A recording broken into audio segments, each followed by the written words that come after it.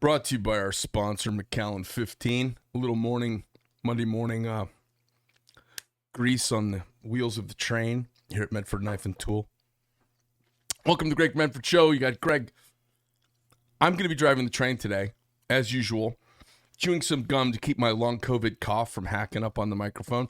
You know, I had COVID a couple months ago, and it just seems like if I see a pretty girl, I have to talk on a microphone, I'm in a nice restaurant, I just start coughing. The best part is, these days at a restaurant coughing, it's like pulling out a gun and waving it around 10 years ago. If you pull out a gun in a restaurant and just wave it around, people all look over, they're all like stunned. If you start coughing in a public place right now, especially like in California, people are all just aghast. Like, what are you doing coughing? Especially when you're gangster rolling without a mask. So we've had a lot of political people on the first season. We've started to we had a comedian on the first season, but mostly it was politics. Season 2, we're starting to get a little more variety coming into the building, and today is no exception. We've got, interestingly, another knife maker. For those of you who don't know, knife making, there's kind of two big camps in the knife making world. There's your guys who do this reduction method where you get sheets of steel and you cut out a shape and grind away to make it a blade. And then you have this other group that smashes steel into submission and compresses all these molecules into smaller space, making them more dense and therefore potentially tougher. And as you guys have seen on shows like Forged in Fire across the internet, it's kind of all the rage right now. And it kind of goes along with this fucking raw water, skinny jean, hippie kind of weirdness that's fringing around America. People, they want to get back to basics. Now, after a dude makes one knife, the vast majority of people look down at their forearm and go, I can't do this all day. This is insane. I can't even hold a hammer for 10 minutes. What's wrong with me? They find out what Melba toast soy boy wussies the world has become. Because if you ever do martial arts with a blacksmith, which I have done, you find out they just got awesome rock forearms, super tough arms, because the job is brutal. Most people can't take 15 minutes of hammering, and they're done. And everyone wants to smash some metal, and then they start looking over at a drop hammer, or a trip hammer, and they're like, "Oh yeah, that looks like a good idea." So we've got Josh in today. Josh, we've just met, and let's just say hello to him and we'll start talking. So you guys, welcome. How you doing, Josh? Doing good. Thank you for having me. It's good to be here. I'm excited. That's all I'm doing. So for everybody out there, it's Josh A. Weston, not the other Josh Weston, which I found out gay porn star died of AIDS. Yeah, complications of. Lord rest his soul. Rest in peace. But we don't want to be confused. For all of you who are Josh Weston fans, this is Josh A. Weston, not the gay porn star. At least as handsome, though. Maybe. I don't know the other guy. You wouldn't know. But I'm just gonna go with it. He's got a tell me, Josh, you've got a couple of different kind of ventures that are going all the time. You're out here for the what's the thing that's out here? Arizona Renaissance Festival. It's a step back in time, is what they like to say, to a different age. Right? Lots of costumes. So, for you guys out there who don't know what a Renaissance Festival is, and most of you may, I think people do. It's all over the country now, right? Yeah. They have their kingdom has spread across the country now, right? Yeah. So, and they're branched out from history too. So now there's a lot of cosplay. There's a lot of that's what I was going to say. It's going to a con for 9 weeks straight. Cosplay mixed with Dungeons and Dragons. Yes. Mixed with a lot of people who maybe didn't get laid in high school. Yes. That looks like the metallurgy of the crew. That's the makeup. Mm-hmm. So I remember it might have been 1976. They had one of the first Renaissance festivals here. Yeah. And it was out at a place called Seven Springs. And springs in Arizona is a big deal. In Yeah. the desert, place where water comes out of the ground, it's like, oh, the gods have arrived. So they have this festival up there. And I remember we go up with my dad. We went up in his 1973 K5 Blazer.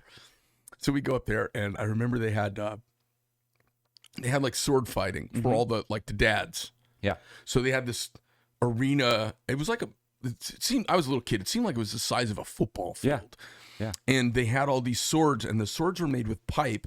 Yeah. And then they had foam wrapped around them and duct tape on them. And then the dads went out and just beat the shit out of each other. And I remember as a kid, like, oh my God, what's going on? You know, the dads are kicking the shit out of each other.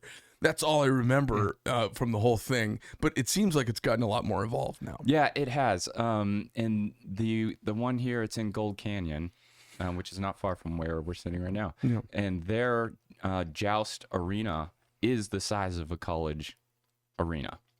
It's massive.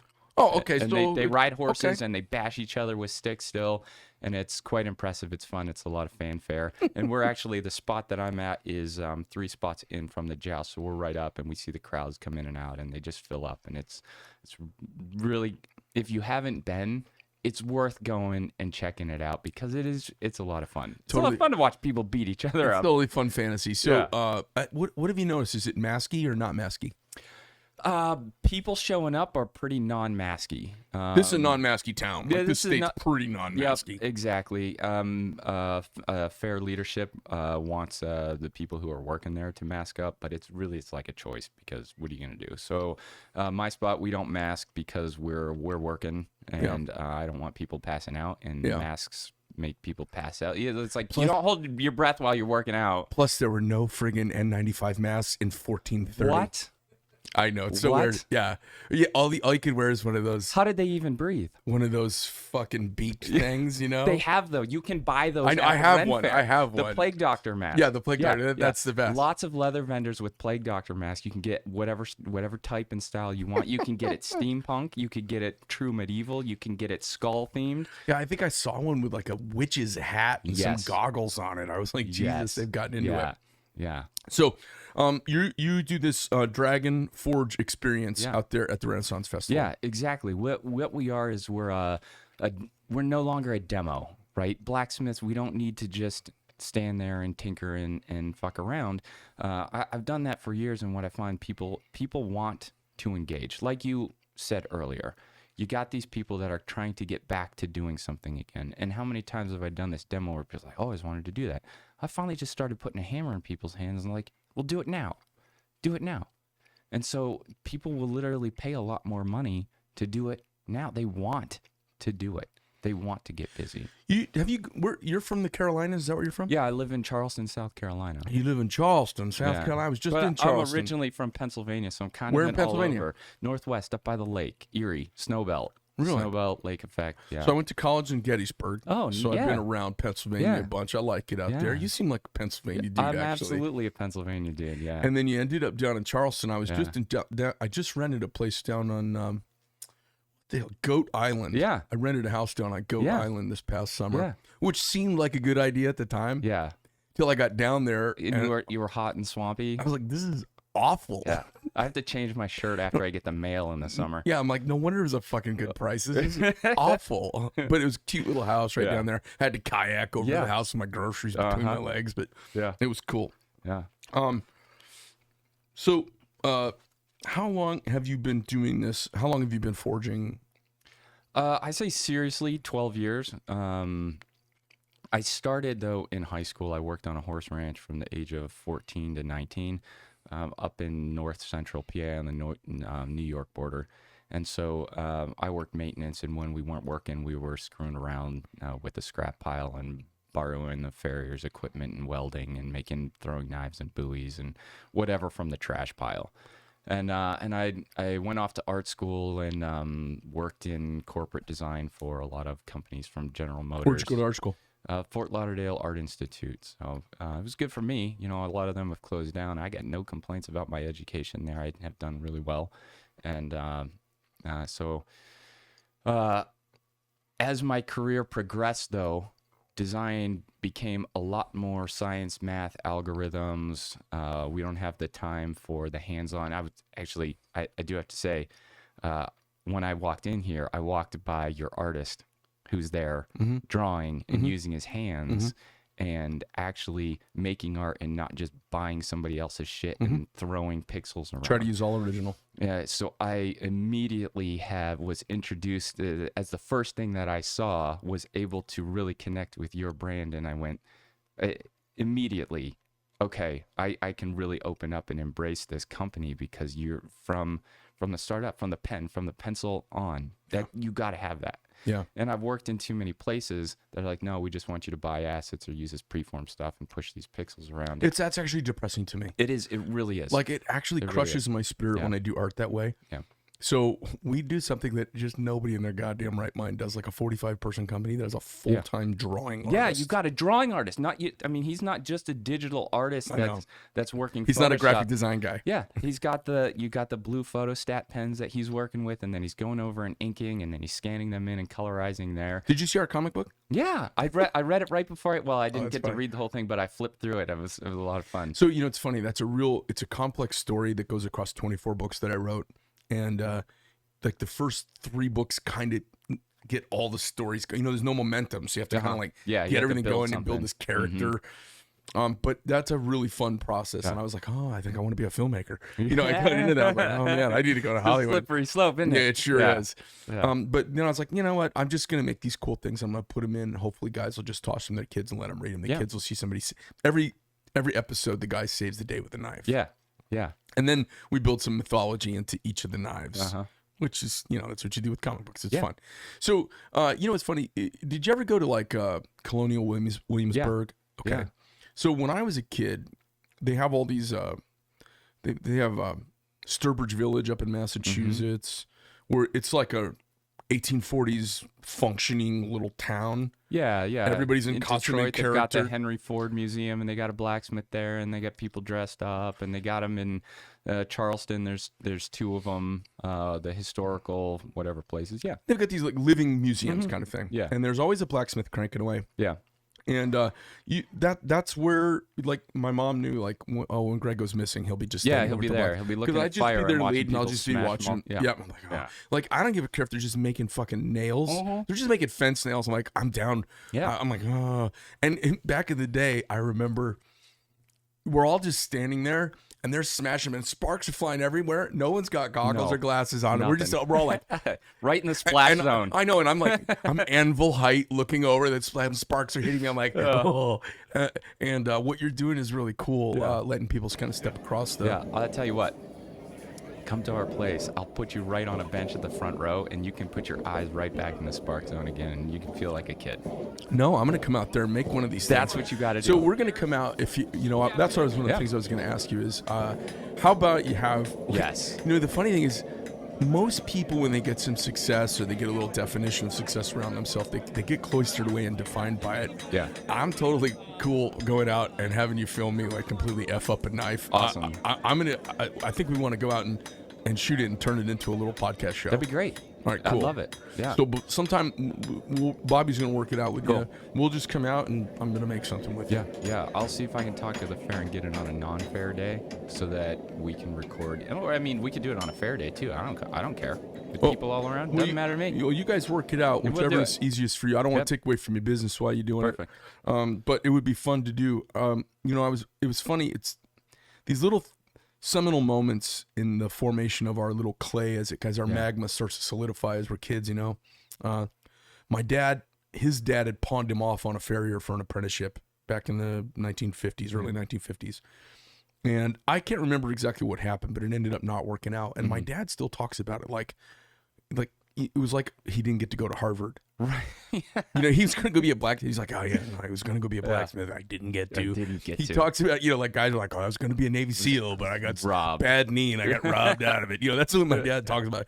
So he had a flight instructor when I was a kid, a guy named Bill Wishmeyer, and he used to send me out with him to go shoe horses. So we had a little forge that my dad helped him make on the back of the truck, and we were shoeing horses, and I was kind of prepping and running and cleaning and trimming, and that was that's the only experience I ever had forging was with horseshoes and making them for horses, Nice. And then We do a horseshoe knife. We'll reunite you with your old times. oh my God. When I went to go into the knife business, I decided my process was kind of it took me about a month to decide. I decided to go in the knife business. I didn't decide to become a knife maker. I decided I was going to start a knife company. And I said I'm going to make the biggest knife company in America that makes cool stuff still. Yeah. That was after all the machinations of the different company I was looking to start, I ended up at knives. And then I drew a bunch of knives. Yeah. Had a bunch of guys come over. Everyone vote on the knives. And long and the short of it is, like, I rented a building a week later. I bought a grinder the next day. I flew to Missouri 2 days after that to work with a guy. And I went to Ozark, Missouri. Yeah. And I got there. It was Burr King said, "Yo, you gotta call up Tom. He'll show you how to grind. Just go out and work with Tom." Yeah. And I showed up out there, and I said, I'm here, and I paid him for a week of training with nobody else there, so I could just get dedicated time. And we ground for about 2 hours. And he goes, "Oh, Greg, you're a good grinder. You're natural at grinding. You're a good grinder, but." Hey, I want to make these tomahawks. You want to make some tomahawks? And then we got this marble Damascus we're going to make. And then we got some mosaic Damascus. We're going to do that. And I was like, okay, I'll do all that stuff. Like, whatever you want to do. And I'm like, we're just going to weld stuff and smash shit. I'm perfectly good with that. About an hour into it, my arm was just hanging like this. I was like, oh my God. So I ended up working the press and the hammer making them. But I had a great time. So there's something about the alchemy of the forge that captures everybody. Obviously, it captured you, and you're like, I'm in, and you stayed. Yeah. Yeah, there's a magic to it. Well, first off, there's the fire, right? And fire just has this natural, it's like, it's human magnet. We don't actually stick to a magnet, but we do fire. Fire pulls people in. So wherever you have that, you're going to have a crowd. And it that's why I burn buildings. Yeah, that's why. I mean, you get an instant audience. Like when I open up a business, I burn what was ever there before. People come and I start building out of the ashes, and that's the business. Yeah, no, it's brilliant, brilliant. But yeah, there's a magic to it, and it's fantastic, and it hit me when I first saw it, and I wanted to be a part of all of it, and it's this weird mix of art and science and mystery and mythology, and it's something deeper and fuller than what I am, but it also allows me to use all of the greatest parts of me in making knives. I love the whole process. I like to sit and I like to draw them. I like to sketch them. I like to make an illustration that when I put the knife down by it, people can't tell the difference between the illustration and the knife. And that makes me joy when I post that final picture and they're like, I thought there were two knives, and I picked the knife up and the other one's still on paper. I like that, and that's the full process. For me, that's a part of the process. So. When did you start doing this Dragon Forge thing? The Dragon Forge experience. Yeah, fall of 2019, I had a blacksmith buddy call me, and I was there earlier that spring, and he wanted to get out of a spot he was in a Ren fair. And I talked to him about, what they do, and I've been going to Ren fairs for a while, and it's always just a demo. I'm like, I really don't think I can make money as a demo smith. And I had been doing small Ren fairs and music festivals. And I was at this in Georgia, on the Georgia-Chattanooga border. I was at this, I don't know, Indian farm out there, Caldera Pagan Music Festival. And it was a Hold on. Yeah. Caldera Pagan Music Festival. Yeah. It was bizarre. It was okay, what's the music like? Okay, it's somewhere between like Norse pagan and American Appalachia rock, and then what kind of instruments are they using? Anywhere from like traditional rock instruments to mandolins and banjos, guitars. Is the music good? Guitar. Oh, fantastic. Yeah, absolutely. It's a really awesome music scene that can range from anything like... okay, I have to write that down. Yeah. Caldera. As in like the volcano. Yeah, and that was just the name of the festival, but it was a pagan music festival, and it's interesting stuff. You might even consider some of that stuff for the intro after you listen through a little bit of that stuff. So... But you'll start seeing dragons and hearing an ancient thing come out of you, drum circles late at night to like 3 o'clock in the morning. Lots of homegrown liquors. A lot of passing bottles around of stuff that you don't know what's in it. But And you try shrooms. it, I'm and guessing yeah, there's products, psilocybin going on everywhere. There was actually an announcement on Friday night to stop doing the brown acid because people were having really bad trips. So but that was done from the main stage before the final act. Ladies and gentlemen, we have a public service announcement. Those of you who have the brown acid, we're getting some bad trip reports over at the nurse's station. If you could, we're suggesting you just throttle back on the brown acid. Now, for those of you who have the clear, the pink, or the moonies, you're good to go. Yeah, you're just in a good trip. And now back to our regularly scheduled program. So I'm standing there next to my buddy Jeff. I love that you work at a place that has an acid safety an acid announcement. warning. So we're standing there. This announcement goes, and the security guy comes over, and there's a person next to us that they're like, "Hey, we're gonna actually go sweep the hill for dead bodies now." And I look at Jeff, and I'm like, "Where the fuck are we?" Wait a minute, when was that? It was 2016, I think. Wait a minute, where was that? It was at this festival. They were going to go sweep the hill for dead bodies? We're going to go check the hill for dead bodies. So I was like, we got to get the fuck out of here soon. We had 2 more days and we finished, but we were busy. We were making knives with people. I sold my inventory on day 1. I had nothing left to sell. I had 5 days to go. I had a guy come by and he goes, I got a bucket of rail spikes from wherever, probably sourced from walking a rail yard that was defunct. And it was day 1, and I'm like, nah, I don't need them. And he left his phone number anyhow, so I called him and I said, hey, can I have that bucket? I'll teach you how to make a knife. So while I'm teaching him to make a knife, other people want to do it next. That's it. That was it right there. There was a little rope circle, and they're like, I want to do that too. So for the next 4 days, from 9 a.m. to midnight, I didn't stop all day, and I forged knives with people all day long, starting to bulk them up 3 at a time, 4 at a time. I had no electricity either. So we were having to forge them as close to shape as possible, handed them a bastard file, and I was like, okay, now you're doing this, and do this until it gets pretty close, and then you can switch to the stone. I had a medium, I had a coarse and a medium grit. Rail spike knives. So, they're obviously not the top of the line stuff, but it's the format, it's the process. How you go about forging a rail spike knife is the same way you go. Well, dude will put that. He'll put that on the back behind his desk on some bookcase, and he'll put it right next to. Let's talk about it forever. Yeah, for sure. This one time I was at this festival where they had to warn us about the brown acid, but the coolest thing was I got to forge a knife. Right, and there were no dead bodies. Yeah, and there weren't dead bodies. Well, we actually don't know. That I know of. Maybe there were. I mean, if they're doing a sweep, it means they found them before. There could have been, but they're good at keeping that stuff on the. Frank, how are we doing over in Section B on the bodies? Only 7 so far. 7 out of 7,000 is not bad. 50% of last year, just one. just one. How many? Too many.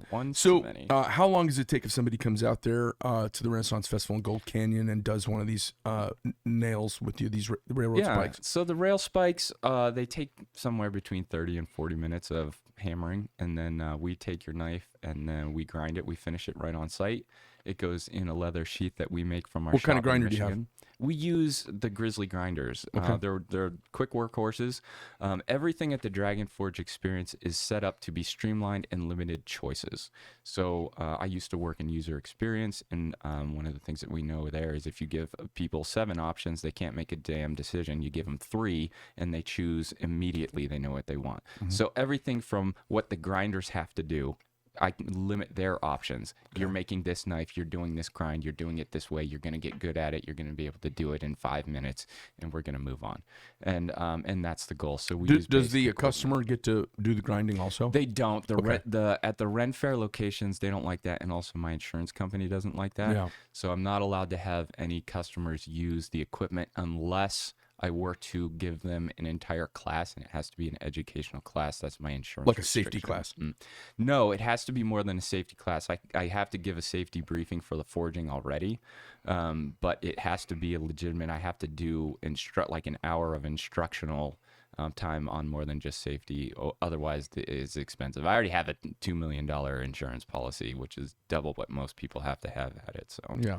Yeah. Have you had anybody get wounded out there? Yeah, it happens. I mean, that's a part of it. People get burns. I mean, the basic ones, you get little fire scale that hits Yeah. the arms, and I just tell people that's a extra free souvenir that you get. Yeah. That's bragging rights. Go home and tell your friends Yeah. you got a burn, and you Yeah. like show them that you did something real. And what did they Right. do? They ate No- popcorn on the No weekend. beard oil required this week. Yeah, Yeah. You got Did you hear that sound? That was one of your balls dropping. yeah, yeah, exactly. Yeah, and so actually, the way that we frame it, people actually kind of look forward, and sometimes they're disappointed when they get through and they haven't don't get been burned. burned, right? Like, look, you gotta get burned. Yeah, and we do get It's cuts. part of being a rock star. You're part- gonna get yeah. herpes, you know. Mhm. Just That's it. if you don't have herpes yet, you're not really a seasoned Neil Young. Yeah. Yeah. Neil Young's kind of got himself back on the map this week, not in the best way. I missed it. What happened? you know, last I love week. Neil Young. No. Well, no, I no, love I've Neil been at a Young Ren too. Fair. I don't know what's going on. Oh, that's Yeah. funny. Yeah. Tell me something. Yeah, you have to check your DynoNet. Mm-hmm. What happened, I guess, is he threatened Spotify to pull his music if they didn't get rid of Joe Rogan. No, I did hear that. I was actually kind of surprised that he hopped on that bandwagon. I'm like, you're like 90, and there's only a few weirdos like me who Yeah. still like your music. So I don't know Yeah. if I'd push it there, Neil. Yeah. Like all your fans are pretty long in the tooth, or they're bearded hippies. Yes. Yeah. I fit in that because I do still listen to Neil Young. I listen to Neil Young too, man. Even his whiny ass Canadian voice, I Yes. like him. I like it. And my wife hates him. She does not like Neil Young. Well, But I like him. So I listen to him when she's not around. who else do you listen to? Oh, God. Well, weird pagan shit to start with. So like Wardruna. Okay, I'm just going to skip over some of that stuff. No, tell the me. Avett Brothers. I love the Avett Brothers. And I like the Black Keys.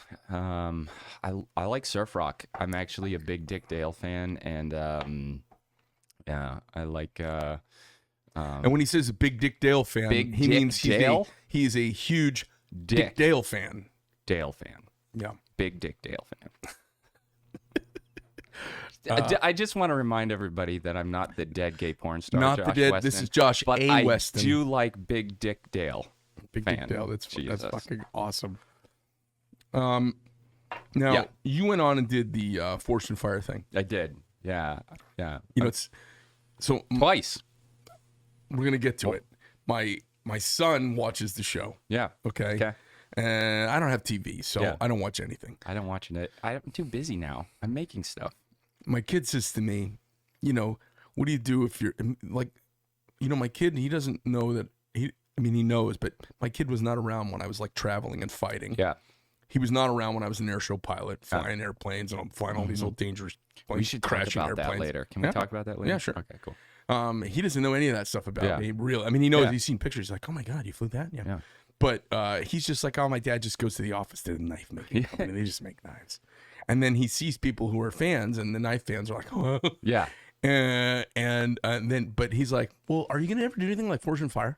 Yeah. Like, there's always like, I don't care if you are a real porn star, your kids are gonna ask you like, well, do you ever get to make out on camera, or do you ever deliver lines? That's all you do. Do you, These are my friends. Like, I gotta go. I don't want to hang out with my dad anymore. And he's like, I'm like, what do you want to watch something? He goes, yeah, do you want to watch Forged in Fire? I go, you're shitting me. You want to watch Forged in Fire? He goes, yeah, it's a really cool show, It has Dad. an amazing cult following. It It was does. slated to be descheduled. They didn't expect it to survive more than a season. And it is just one of the biggest shows on the History Channel network now. Crazy. They can't stop it. They maybe should stop it, but they can't. The format's good. Like, Yeah. hey, we found some people who want to swing a hammer. We're gonna get them on the show. Yeah, but there's some things I think that's great for it is that it is propelling people to pick up something and do something. I am endlessly engaged in conversation with people around the world over social media, helping them get started. And that's why I do the Dragon Forge experience in Frankenmuth. We call it the Bavarian Blacksmith Experience. We're in a German team there. Where's that? Town, in Frankenmuth, Michigan. We're open 360 days or something like that a year in a mall. That's a German doing thing? this. Yeah, it's a themed German town, German settlers in Frankenmuth in the middle of Michigan. Oh my God. And This country's got so much fucking funny shit going on dude, everywhere. and the militia there is hilarious. It's hilarious. The whole town No, I don't want to get into it. And by the way, everyone at Frankenmuth today, don't forget our militia members who are guests today. 10% off the Dragon Forge knife experience. Exactly. I could just do fake announcements all day. I love it. We'll do it. I'll honor it. You come in and you talk about the fake discount. We got you. I'll throw it out there. And we've got a dead body sweep going on in section 3. It's just part of an insurance requirement, ladies and gentlemen. But where are your children? And we bleach all of our acid. Oh my God! And there's no brown acid, so trip at will. You're good. You're good. Tripping approved. So you did the History Channel's 2 seasons, right? Yeah. I was in season 2, episode 6. I think it was actually the 10th episode filmed. It was the second, whatever the second one in season 2 was. So it was pretty early on, still pretty interesting format. The treatment backstage was really bizarre, and that all changed by season 4. It was just really tight. We were all like kept in cold warehouses and then warm over here, and it was really kind of bizarre. We were spaced out. We weren't allowed to talk, just to try to keep everything very secret and keep us on edge, so that by the time we get out to forging, we're maybe in a different mental space than we are, because we're separated from the comfortability of ourselves and our skill by the time you actually get to do anything, right? Oh, they're trying to put you through Hell Week real fast. Yeah, exactly. It's a condensed psychological ramp up to throw you off your game. They were trying to throw you off your game? Absolutely. Because it creates drama. Yeah, and early on, trying to get us to say talk shit about the other contestants that we were up against in their process. But the thing is, they quickly realized is, A, the community's small and we're not fucking over our brothers for this damn TV show, A. Right. And B, we're too busy making our shit. You see we're running grinders and power hammers and stuff. You're not running that stuff and looking over at Jimmy over there going, how's Jimmy doing? Yeah. Wrecking your fingers and getting, come on. So they did adapt. By the time I went back season 4, it was completely different. We were talking, hanging out. I was on with Ray Kirk. Ray Kirk and I spent many hours over many days together drawing on the cardboard snack boxes I was ripping up so we'd have something to write on. And he was teaching me stuff. I was going over things that I learned. And it was just an amazing, brilliant thing. By the second time I was on, I was really happy with the growth of the showrunners. And that's why I have... I continue to be a fan of the show for what it does in the maker community and with people. And it has given me the opportunity to launch this thing, and I'm engaging with thousands of people. I think we did 5,000 some knife making experiences in Frankenmuth this last calendar year, and that doesn't count what we've done at Ren fairs. So, it's kind of a service to the community doing it. I know you're making a living doing it, but certain things go away. Yeah, let's talk about depression. And when they go away, they're gone. Yeah. Oh, as far as crafts and things. And this is keeping it alive. I see where you're going. Because, I mean, there are less farriers probably than there's ever been. Yeah. There's probably... fewer horses that need it. Yeah. Hey, for a variety of reasons, there is less metal hand forming going on than ever. Yeah. But it's probably a kind of growth segment. Yeah. You're making a growth segment out of it. Yeah. I don't know how many new anvils are sold each year in the United States. It's on the uptick, and I was just going to say, I bet it's on the uptick. 10 years ago, you could barely find one anywhere. Right. It took me 5 years to finally source my first one from being obscure, not knowing where they are, hunting them out myself. Back then, it wasn't loaded internet forums of resources for this. Now, if you want to get into blacksmithing, it's really not that hard to find the resources because there's a lot more people doing it. There's companies making anvils.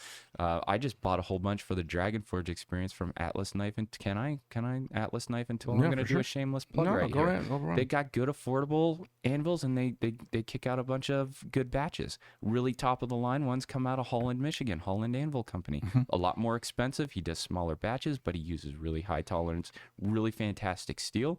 They cost a lot more, but if you want to get going, you can get $117, $150, 65-pound whacker from Atlas Knife and Tool and get yourself going.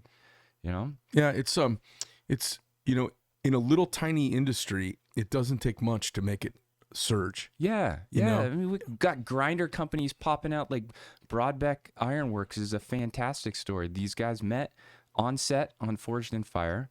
They've now come up with a grinder that is one of the they've got every accessory you could possibly have on that. Now, are they 100% amazing, each of them? No, I mean, it's like any multi-tool. The more shit There's you a put little on compromise, there, yeah. yeah, there's a little compromise. But for me, I have a one car garage.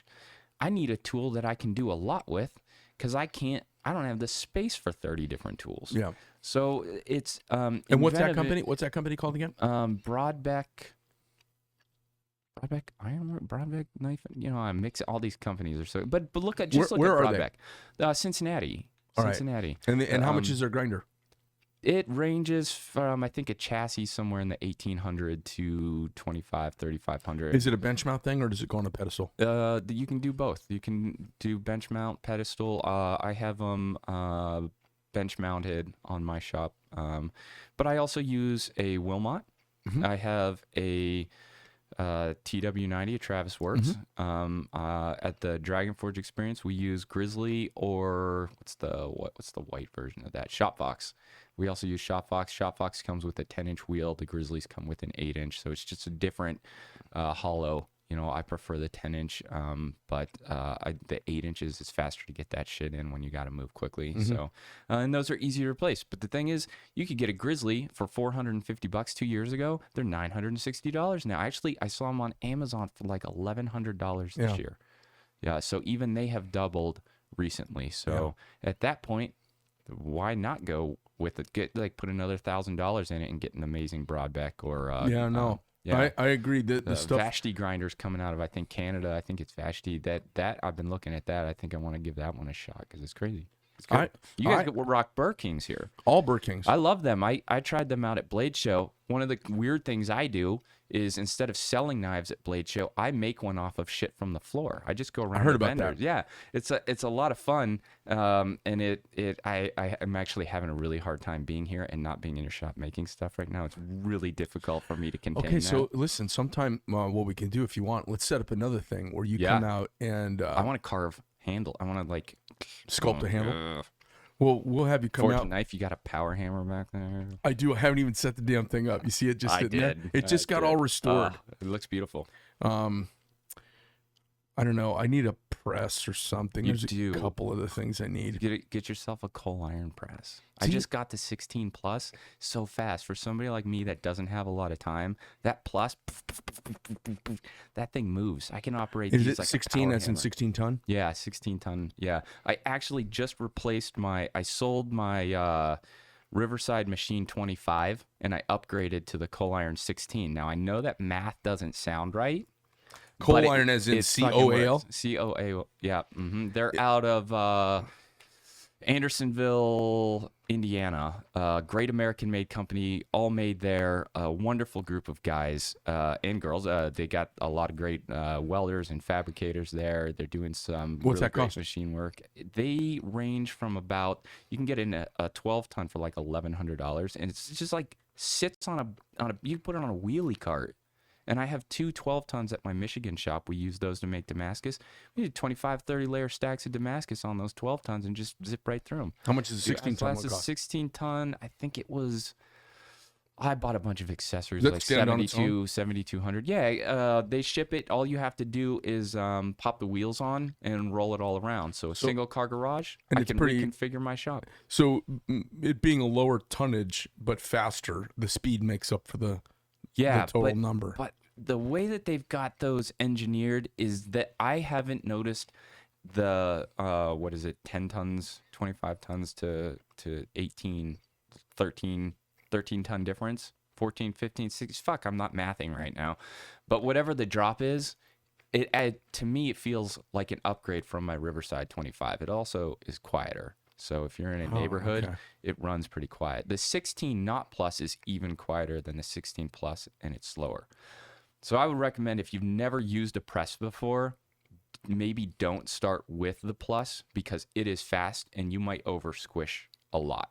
But you can always put a kiss plate in there. You know, if you want it to only be an inch thick, then pop that in there and it won't go less than that. You know, put a 3/8 spacer on.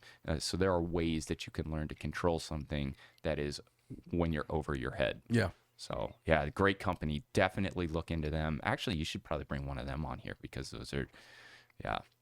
Good dudes. That's what I do. Put. Oh, you mean bring one of them on the show? Yeah. Oh, But you should get one out here.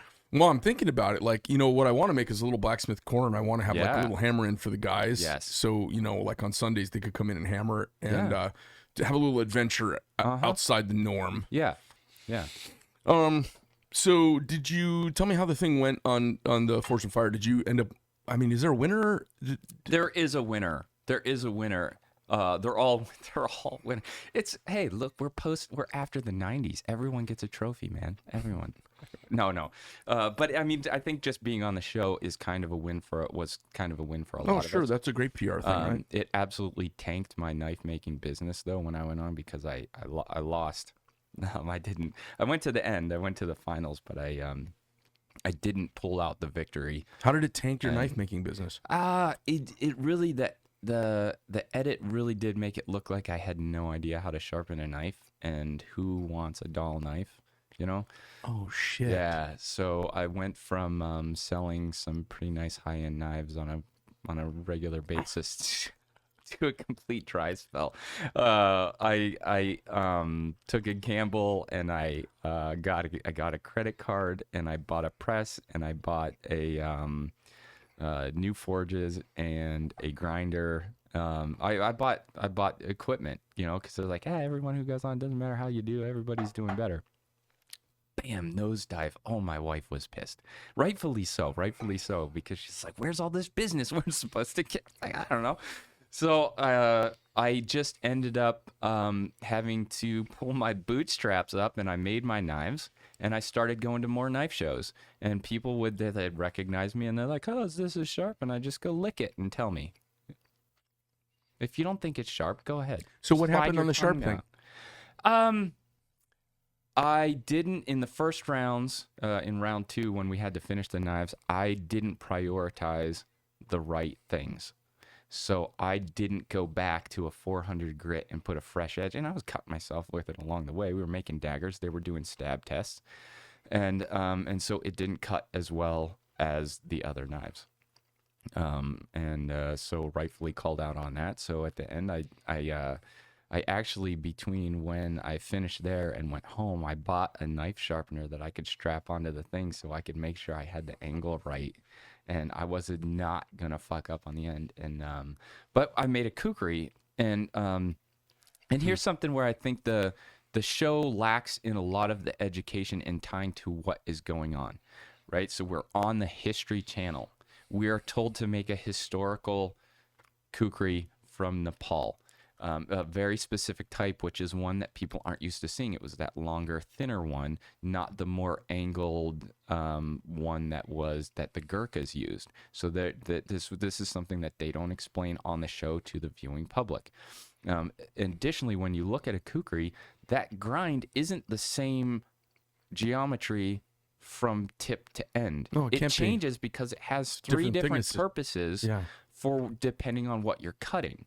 So I matched that. I still have on my workshop the draw. Oh no, I don't. It got moldy, so I just recently threw it out. But for 5 years, 6 years, I've had this drawing to scale of what I did, and it's got this section super sharp. This one is a different angle, and back here it's a fucking Scandi grind. So when you're into that, it's different things. And so when they're like, oh, it's only sharp on this section, they're like, it should be this sharp the whole way. And Will Willis was like, fuck no. And I had the balance right, and I had the maneuverability of it. The other one was built super heavy, and you overswing and couldn't recover. And it was more blasting through the targets than actually slicing through as much. And so it was really frustrating because none of the conversation about that was aired. And the final cut test that kind of ruined it for me didn't air. You'll never see it. You'll never see it, and I'm actually not going to say why you won't see it, but you can take your guess. It didn't go according to production plan, so it never aired, and so I lost. And Jason Red, I lost to Jason Red, great guy. He deserves a win. He did a great job, and he made a solid blade. But that's probably my frustration, is that I don't think that they do enough education to the viewing public. Everyone thinks that every weapon out there should be this hair-splitting razor for all tasks. I mean, and really when I started getting very frustrated it was a military episode. I think it was a Marines one, because they used a beach barricade, the steel barricade things from there. And what they did is they tested the knives on gun barrels. And it's like, you're not, like, that's a stupid soldier that's trying to cut a gun barrel. Are we all just supposed to be dumb here? It's just dramatic. Yeah, that's what it is for. So now the tests have had to actually go to destructive tests. They're trying to destroy blades as opposed to actually real world testing them off of what they should have been designed and should have used. This is why I don't get involved in anything. I've been asked to be on a bunch of shows, including Forged and Fire, and I said, only if I have editing rights. You all can eat a bag of dicks. Not interested. Yeah. And they were like, why would you say that? Because I don't know what you fags are up to. And if they hear me talk, all I have to do is wear a Trump hat one day, and next thing you know, I'm the guy who doesn't know what steel is. Yeah. I mean, they really can. Editing can change everything. Yeah. And the truth is, the 2 episodes that I was on, they were, I would say, 90% accurate to the reality of what happened. But it's impossible in an hour time slot, which ends up being 44 minutes of airtime, for them to take 30 days of film or however much time we spent and convey the whole truth. Yeah, I mean, they condensed the home build that at the time was a 5-day. I think it's now a 4-day build, and some of them are even 3 days. They condensed all of that footage, which they're filming you nonstop for 10 hours a day or so. They condense it to 15 seconds. Right. So how can you possibly? So I understand. I mean, if producers or people are listening to this and he's shitting on the show. No, I'm not. I understand the restraints. But you got a website. You got a fucking website. You got a YouTube channel. Create more backstory. You've created these characters. You've created these people. You've introduced us to the world, and then you dump us off and you disengage your public from it, and you put out Chinese fucking made knives and try to sell them these bullshit kitchen knives, and that's a slap in the face of the people that they're bringing on, that they're putting through these challenges and putting their sorry, I'm getting a little feisty here, but they put our reputations at risk for nothing. They pay low and they take advantage of us, and they're doing fucking great, and they should pay contestants. Whether or not you win, you should get some money for that, and not just that 31 per day useless DM. Well, and everybody needs to quit being whores for TV. Yeah, it's true. And if everyone quits being whores for TV, then you're the master of your destiny. Yeah. The other thing is, maybe what you guys could do is do a Forged and Fire alumni website. Yeah, we have a Facebook group. It's been going for years. They do that. There's actually a lot of really cool gatherings. Texas Select is coming up in April. I don't know the exact dates. It could be put in the description or something, but it's the biggest Forged and Fire contestant gathering in the country. There's probably, I think there's going to be 70-some Forged and Fire contestants at it this year. It's in a historic town in Texas, at Cowboy's shop. Cowboy, I can't say his last name. It's some sort of Polish sounding name, but great dude, great shop. He operates out of a historic blacksmith shop in Belleville, Texas. It's a really cool event. You should, if you're a fan, go to that event. That's a fantastic event to get to. And it's fantastic. It's fantastic. That's right. Tell us about this other thing, Knife or Death. What's that? Knife for Death was I thought it was a really cool show, and I was really bummed that it got rejected by the fans so hard. It really got shit on, which was a bummer because we actually got to make weapons and bring them on, or at least that was what it was supposed to be. And handmade, maker-made, they had to be all maker-made knives, and you could basically kind of bring whatever the fuck you wanted, and you would go through a cut course. So we were sold on this concept of it somewhere being the Forged and Fire final tests meets American Ninja Warrior. So I get to make my own knife and take it through that course and see how well I performed and how well my blade performed. So it was a really cool thing, but at the time, I don't think the Forged and Fire audience was ready for it because they wanted to see making knives. I've now had shitloads of people write me back and go, we fucked up by not embracing that show, because now you got like 5 years of people, you know how many 21, 22-year-olds that come up to me and they're like, I grew up watching that show. And I'm like, are you like grew up? I mean, yeah, it's on season 9 now, so sure. But now they're makers. They're buyers, they're makers, they're knife enthusiasts, and now they want to see how their shit performs. Right now, they're at the point where they're making and they're testing, and so having that show around would have been a really cool thing to still be in existence. But I think it was wrong place, wrong time. But it was fucking cool to go through there, and I made a take on a Celt-Iberian war knife, which is sort of like a chieftain's ceremonial knife. There's conflicting historical opinions as to whether it was actually used in warfare, if it was just sort of a decoration ring pommel type thing. It was popular through Celt-Iberia and the Germanic tribes, so you see it a lot in those areas. And I made one to the safety specs of the show, and I threw a little bottle opener in the ring pommel because, celebrating victories, right? Yeah. Celtic, they might want to have some ale afterwards. Exactly. So it was a lot of fun. There were some crazy targets we had to go through, big ice blocks to cut, but then you had to be able to, after cutting through a lot of stuff, precision cut through, the back fin and the bottom fin of a fish, and you'd have to get through and cut the whole thing. No hanging points. Cutting rope, free hanging rope is actually pretty difficult. You have to have the right angle. It's about the geometry and the shape of the direction you come with the cut, the force you apply, the speed, the angle at which you snap or break your wrist, and then the geometry of your blade has to be able to do it. A lot of technique. Yeah, a lot of technique. Can make any knife look bad or good. Absolutely. So, I was thinking about a couple of years ago, I was talking with Jeff. We kind of always noodling over things. I do a lot of stuff. People don't realize I take a lot on the chin because I'm outspoken, and I just kind of call it like I see it. And I'm opinionated, and my opinions, it may not always be right. Yeah. I think it's always fucking right. That's right. But nobody right enough to you. But nobody has to walk through life in my jeans, Right. So it's kind of polarizing, but I do a lot of stuff really for the knife industry. And one of the things that I did that has changed the knife industry a lot in the 12 years that I've been doing knives, about the same time as you. Yeah, nice. One of the things that's changed is people are finding out what it really costs to make a knife and really charging the right amount. Yep. And they were so often I could borrow a line from Vic Krulak's book. General Krulak wrote about. He says, "I choose to live life looking over the bow, not the stern." Yeah. And I was like, it was a fucking serious moment for me. Yeah. A lot of people, the knife industry is kind of an old curmudgeon-y business. It is. It's an old, durable, hard good. Yeah. And the guys who are the shot callers in it are oldsters, and they're looking over the stern of the boat usually. Yeah. Mm-hmm. So they're price fixated on the past and on cheap. Mm-hmm. And, I've told more than one head of a knife company, go, hey, man, you're thinking wrong about this. There's fucking 10-year-olds walking around with $1,500 phones. Dude, yeah, I 100% agree. I have, you go on TV and people want to talk to you. People want to do things with you. And I've kind of just, in the last 2 years, have pulled way back because I've basically been kind of fucked over and taken advantage of by a bunch of companies that want to continue to just push cheap shit. Yeah. And I ended up walking out of a place. I made the mistake. I'm like, I'm do it for the experience. I make blacksmith knives. I really like to do the full thing. I'm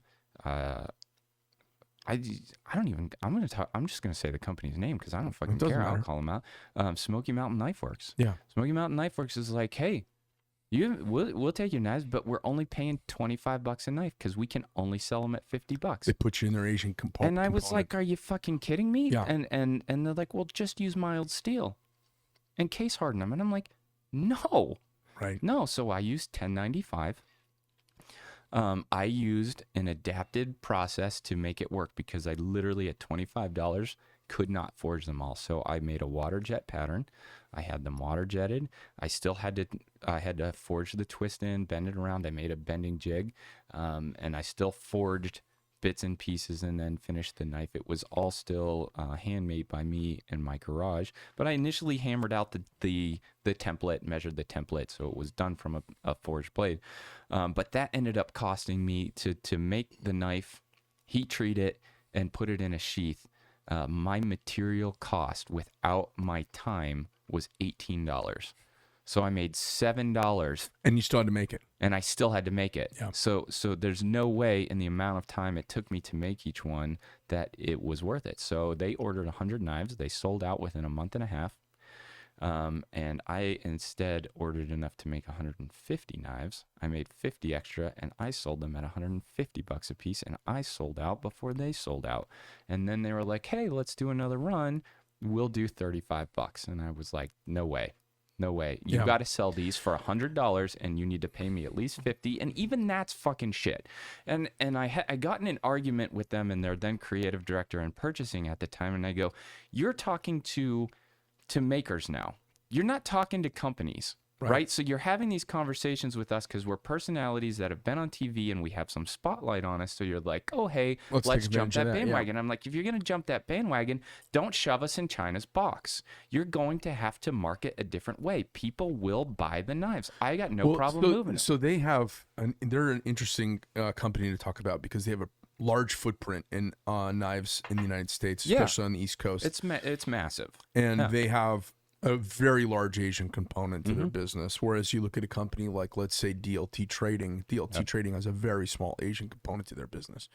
And DLT has been, Smoky Mountain Knife Works has been great for us to work with because I stuck to my guns. And they're developing, I'm going to say judgment, an American-made judgment. It's different from their mainline business. Because Chinese knives are basically like selling heroin. It's a crazy profit margin business made in a false reality. So it's like heroin shows up and you make some crazy number off of it, and all you got to do is sell it. But it's not really. We're not seeing the full fallout of that yet. The China thing, we're going to see something happen with that. That's already doubling. And when you start doubling Chinese, then Americans start seeming kind of downright goddamn reasonable. And I think the Chinese stuff's going to triple. They've been, most people, I don't want to bore everybody unless you have a strong economics background to see what the Chinese are doing to manipulate currencies and the way they're funding factories and raw materials. How does somebody make a knockoff of my $700 marquee knife, the Praetorian? How does somebody make a knockoff of that, ship it here, and sell it for less than it costs me to ship a knife to China? Trump kind of stopped that. We were apparently the United States, because they were considered a developing economy, we were underwriting their shipping. So they're knocking off our companies, our country's products, and then American taxpayers, because they're under a break for it. The U.S. government is paying for the freight to get it here, so then Customs and Border Patrol, they're not going to turn away stuff that was paid for by the United States to get here. So it's just a green light for knockoff products to come in the country. As you start to scale up, all this stuff starts to matter. It's death by a thousand cuts. And so I'm sure you could do the deal with Smoky Mountain Knife Works, but you have to dictate the terms. And I wasn't willing to sit and argue a whole bunch over, $10 or $15, and they weren't going to change their marketing program at the time. I mean, this is 4 years ago. If you ever decide to do that again, you should call me up and let me help. I'd be happy to. Because here's why. They were like, let's design a knife too, but it had to be produced in China, and they had to pick the steel, and I was like, no, I didn't trust any of that. Well, that's good that you did that. I'm a designer. I like to design a knife with somebody. Somebody's gonna eventually want to work with me on that shit, and I'm gonna have a lot of fun. But it's gonna be American. It's gonna be American stuff for me. We're one of the companies that's trying to get that option out there. Now, the problem is we can't make enough of our own stuff. So we're trying to figure out, I know I could probably make another 50,000 knives a year for other people now, because everybody has said, hey, Greg, will you? Because they know, they're like, he's a prick, but he delivers. And he's outspoken, but God damn it, those knives don't have any play. Let's get. So everybody I make knives for, they make out like bandits on them. But they're like, hey, can you make 10,000 of those? I go, no. I can't even do your project again this quarter. The knife business is a funny business, and there's so much outward pressure. It's hard to tool up. Restaurants are having a hard time finding employees right now. How do you think it is for machine shops? I faced that issue. In fact, I leave today. I'm flying back to my shop in Michigan for turnover because it's tough to keep people. Bobby and I were actually talking about the conditioning of what we just went through with COVID, of being just valuable for existing. We go back to that 90s thing. Everybody gets a fucking trophy. Everybody gets paid to stay home and do nothing. So when you've gone through that, going to a job, they're like, well, you pay me, you're paying me the right for me to be here. Now, if you want me to actually work for you, you got to pay me on top of that. I'm like, how the fuck do you think I'm going to keep a job for you if you're not going to be able to do the minimum amount of work it takes to keep the doors open. I had a guy quit a couple days ago, and he quit, and he was just obsessed and was really proud of himself and dislocating his shoulder, patting himself on the back because he's here every day on time. Yeah.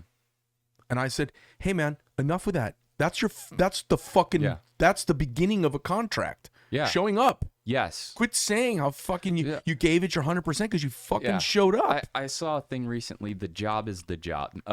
Job number one is the job, right? So if you've been hired to do a job, do that job. And the nice thing is for us though, there is an uptick in interest, so we haven't had a shortage of applicants. And I enjoy teaching people, so I'm going up. I'm going to do training with my crew. I've had some really nice, loyal people who have stayed through for the last year and a half that we've been through. Most of the people that have left or rolled over, they've either I also have. And I argue sometimes with my wife about this, but I've been creative director and senior art director at a lot of different agencies, and my mindset always was, you hire a lot out of college and you build skills into them. And whether or not the company liked it, I didn't give a fuck. I wanted all of my designers to be good. You're either going to get so good that we pay you more money, or you're going to get more money elsewhere and you're going to propel your life forward. And I have a lot of people that worked for me between like 2005 and 2016 that are in jobs well beyond the levels that I hit. And I am so proud of people who will go out there and just grab life and do it.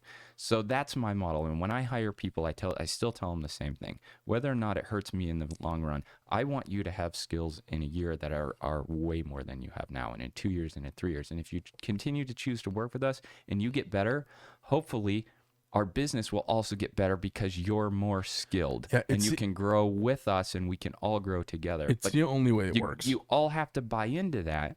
And if you follow that negativity route, or someone gets selfish along the way, it can wander. But I got no problems with my guys that went from zero knife making to now they're making great knives, and they move on, and they're, if they're living at home, or they don't have as many, because I hire a lot of young people, so if they're able to move on and pay for their living off of the knives that they're making, you know what I've just done? I've just birthed another great blacksmith. I've birthed somebody out into the American economy that's going to buy grinders. They're going to upgrade their grinders in a couple of years because they're going to outgrow that. They're going to buy anvils. They're going to buy a press. They're going to buy a forging hammer. A lot of these guys don't have that tool, and if they quit on good terms with me, they come back and they can still use the shit in my shop on open forge night. And they'll come and they'll make their Damascus and they'll do their thing, and then they'll go home and they'll finish it at their house. And I don't want to spread ill will. I want to spread positivity about it. So when we have rollover, I'm going to face it like I need to face it and bring new people in and continue to move what I do forward. Cool.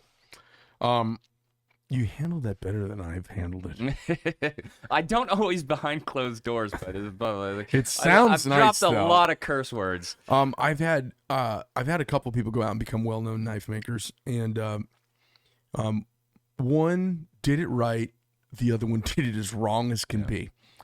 And the guy who did it right, he didn't even do it right to begin with, but he did it, and then he kind of mea culpa'd. Yeah. And that was DSK Tactical. No kidding. He learned knife making at my shop, and then he kind of came up with his own twist on it. And he's always, everyone does this weird thing when they leave me and go do their own thing. They separate and disassociate. Uh-huh. Like they have to wash their hands of me. And then they have somebody do it to them, and then they come right back. Uh-huh. And we're pals. Yeah. So he and I are actually good buddies. Yeah. And we continue to be. And then the guy who did Scorpion 6 knives, he's just a backstabbing motherfucker. And he did his, that's okay. And he went from me, then he went to DSK Tactical, and then he went his own thing, and he kind of stole from everybody along the way. Yeah. Does his own thing. And you know what? The knife community if a guy can make good knives, and he learned how to make good knives from me. Mm-hmm. And he learned how to do a bearing thing from Dan. Mm-hmm. And if a guy can do that, I've always said, if a guy can figure out how to do this, the knife community deserves you. Yeah. So good on it. Yeah. Because this is a hard fucking, this is a hard deal. Absolutely. It is not easy. But people are like, I want to grow up and be a knife maker. And I'm like, maybe you should go to a therapist or a counselor first to reevaluate that, because it's a hard fucking road. And if you don't have some grit, you aren't going to make it past you're not going to make it past the first worn out belt. Oh, Or the arm, Yeah. the arm fatigue, what it does to your body, is It's real. It's rough. Let me Yeah. talk about two things. I want to Sure. get your take on them. The first thing is I want to put together a blacklist website.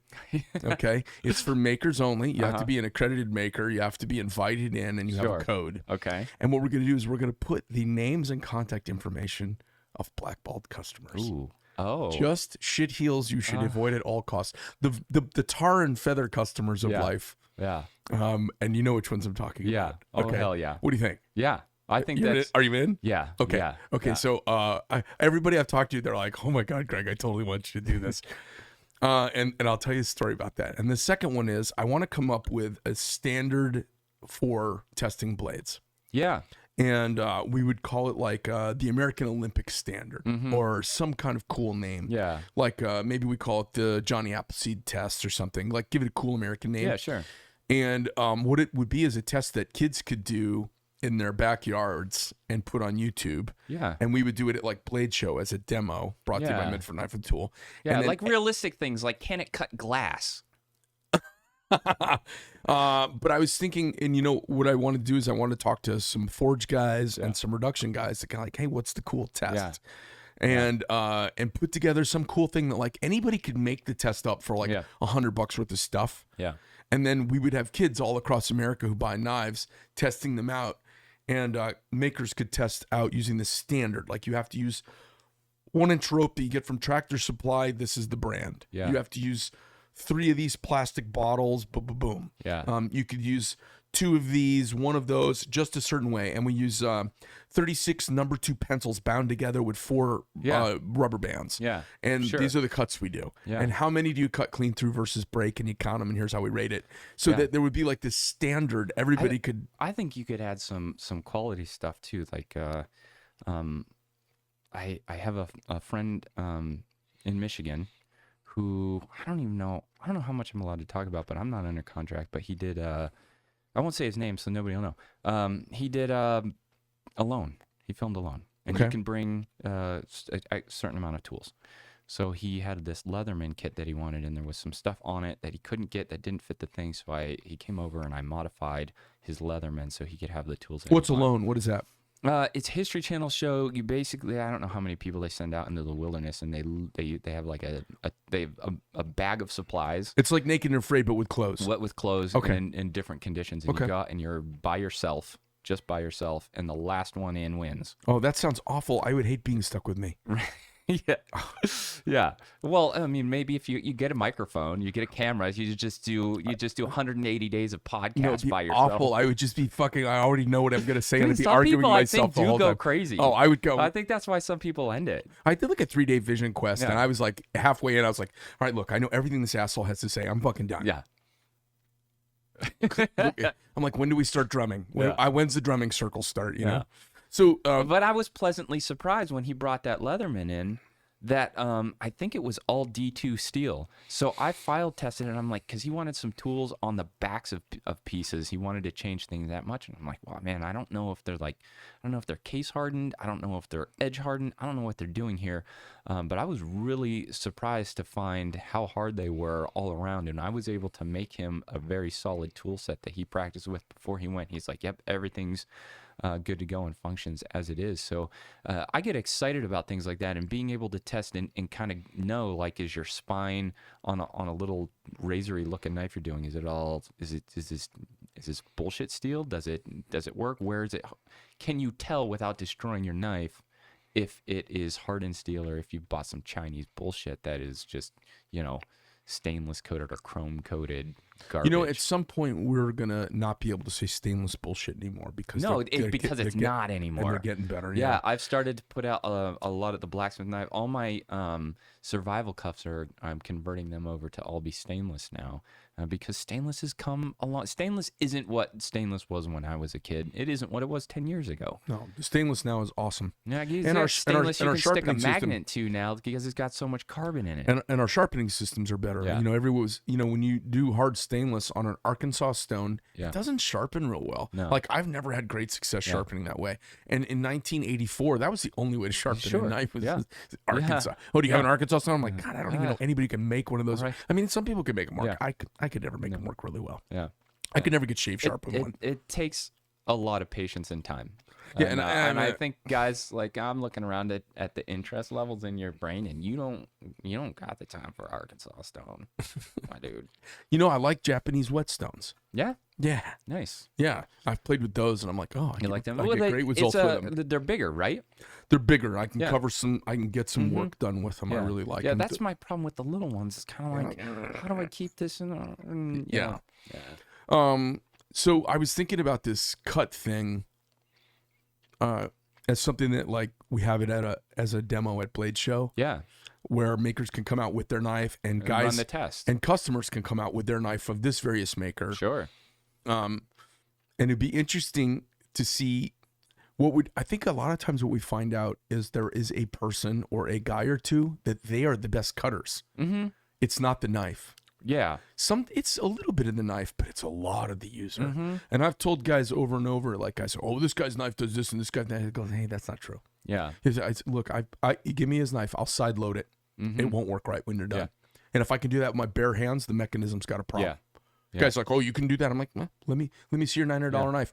Boom. I hand it back to him, and they go, fuck, you ruined my knife. I go, dude, it came ruined. just so you know, it was pre-broken. Like if I can side load it with my hands, not grunting or bending it over the side of a table, that's not a good mechanism. Yeah, I'll be honest. I was in your shop. They handed me a whole bunch of knives, and they work. They don't bend. I did test some of your finished knives. I was like, push. Good shit. You know, I love knives. I love cutlery. I love the making of them. I like the business a lot. I call everybody out. I've called everybody out on the Chinese. I mean, I do business with folks who do a lot of Chinese business, and I harass them to no end. There are steals that exist right now because of me harassing the manufacturers about. I'm like, hey, can you tell me something? Why am I paying $23 a pound for this fucking steel that's coming out of China right now? Mm-hmm. And they go, what do you mean? I go, why am I getting this from you? Mm-hmm. If China's got it also. Mm-hmm. Yeah. Oh, you're selling it to them? Yeah. Then why am I buying it from you? Yeah. You better come up with a better brand. Yeah. And they're like, and you know, I mean, I'm polite about it. I'm doing it over dinner. I'm like, hey, you know, just so you know, it's not worth a bunch of money to me if my Chinese competitors are using the same stuff you're selling. Yeah. Well, it's an expanding market. I go, well, it's an expanding market for everybody else who went out of business also, because they're going to take your steel and they'll be making it over there, putting your brand on it and copying it. And you're next. Yeah. And you can't do anything about it. So how big do you need to get? Can you just get big enough with us? Mm-hmm. I'm like, if you just get big enough with us, you know, if I was I've been thinking about, I want to buy a steel company that makes knife steel. Nice. Yeah. And I want to have it be a part of a family of companies. Yeah. And the knife making would be one of the companies, my company. Mm-hmm. I want to buy the steel mill. Yeah. And I'd like to own the making of the refining of the ore and the raw materials all the way to the done product. Dude, that's awesome. And the reason I want to do it is I want to be able to say, no. Yeah. Nope, you can't have it. Nope, we're not sending it to China. Yeah. We're not sending it to Taiwan either. Yeah. Because Americans don't differentiate well between Taiwan and China. No. Are they different? I'm just kidding. I know. I dated someone from Thailand. You know? Oh yeah, it's from Thailand or from Taiwan? Oh yeah, no, Thailand. Yep, sorry. Yeah, it's super different. See, I'm American. So I can't even do geography. So what's interesting? That's in Europe, right? Yes, right near the Tropic of Capricorn. And they speak with an Australian accent. That's right. Yeah. So we've had kind of a weird phenomenon here, and a lot of folks don't know what's going on, but Taiwan is buying up Arizona, and it's at an astounding rate. And they're putting in the biggest factories in the world right here in Phoenix. Everyone's like, what's going on? And I know what's going on. You know, they know that China's coming, and they're bailing on their own country. No shit. Oh, yeah. It's big. Taiwan Semiconductor, 10 miles from here, is building the biggest semiconductor facility in the world. Have you seen those construction cranes up? Yeah. What's the most amount of them you've ever seen, like at one time? 5? Yeah, maybe How 5. How about 100? No. Oh yeah. Like I've never fucking seen so much going on. Crazy. And then, you know, I own this building and I own it, my last factory also. And the property values have gone just cuckoo. Yeah. All right. Residential has done that. Yeah. Because of COVID and California coming here and all of that. That we expect that. And it's kind of cyclical in Phoenix. But industrial kind of is not as cyclical. Industrial kind of, it's a little more like the grown-ups are in charge. This is a slower burn. The industrial real estate's gone crazy because you've got these Taiwan fab companies coming in that make components. You've got Taiwan Semiconductor, Taiwan Manufacturing, Taiwan Steel. I mean, they're really coming here. Yeah. And they're buying up, you know, what we would consider to be like tricky properties to sell. 140,000 square foot properties on 20 acres with a foundry. They're buying them up. Like, okay, we'll take those for 4 times value. Like they're bailing on their country. They just don't even care about the price either. They're just going to pay it. They're like, oh no, Taiwan's way more expensive than this. Dude, we're out in the desert here. No, we'll take it done. Yeah. We'll take 2. Wow. You got another one? It's crazy. So we don't care if it's next door or 150 miles away. What was the 2 things I mentioned? One was the standardized knife cut test. I want to come up with something called the American American Cut Standard, ACS or something. Yeah. And so that people could compete and you could find out, you know, what are the best knives. Because a lot of times it's the best dude. A lot of times a guy that's a really good cutter, he can make all kinds of knives work. Yeah. Or look bad. Or is my knife even worth what I paid for it? You know, like I just bought this knife. Is it worth it? I see so many trash knives. You know, I'm out at Medford. People pull out their knives and like, hey, can you sharpen my? And I'm like, the blade's like loose in the thing, and it's the blade's aluminum. I know it's not aluminum, but you know, it's like it might as well fucking be, because I was like, if I put an edge on this, it doesn't matter anyhow. Yeah. So I oftentimes decline the sharpening services for a lot of knives because I like, go spend $5 and get a new one if this is the knife you like to carry. I notice when I get most knives made in China, if I go to sharpen one for somebody, the metal disappears. Yeah, I'm like, oh shit, gone. It's not what I'm used to. No, because it's not like, hard. My knives are pretty hard to sharpen, and you can kind of get on them and work them. Yeah. You can't get on these AUS 8 and all these knives coming out of China. No, I noticed. So you do a primary grind, preheat treat, right? And you're You're talking about the main. I just got to main watch your bevel. process. Yeah, exactly. And I just really liked. And I know we just switched topics again. That's okay. But I really enjoyed that. I walked through your facility and I saw from start to finish. You're not outsourcing for water jet. I walked by your table. I saw the pieces on there. Then you're not outsourcing for the cleanup on that. You're not outsourcing for the grinding on that, and you're not machining the grind. I watched your guys follow the profile of your knives the whole way, making these things, and then you got your guy. What was the guy that does, Jason? Yeah, he's doing the quality control. Yeah, yeah. Plate quenching over there at the heat treat station. That's hard. The Paragons.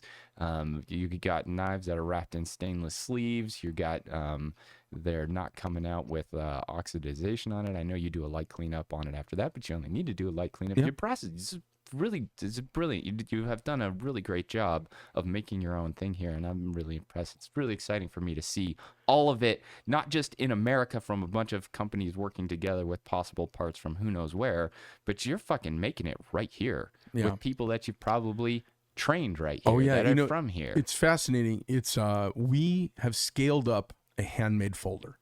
Yeah. We did not make a production folder. No, you didn't go, we're going to try to make a $15 knife here.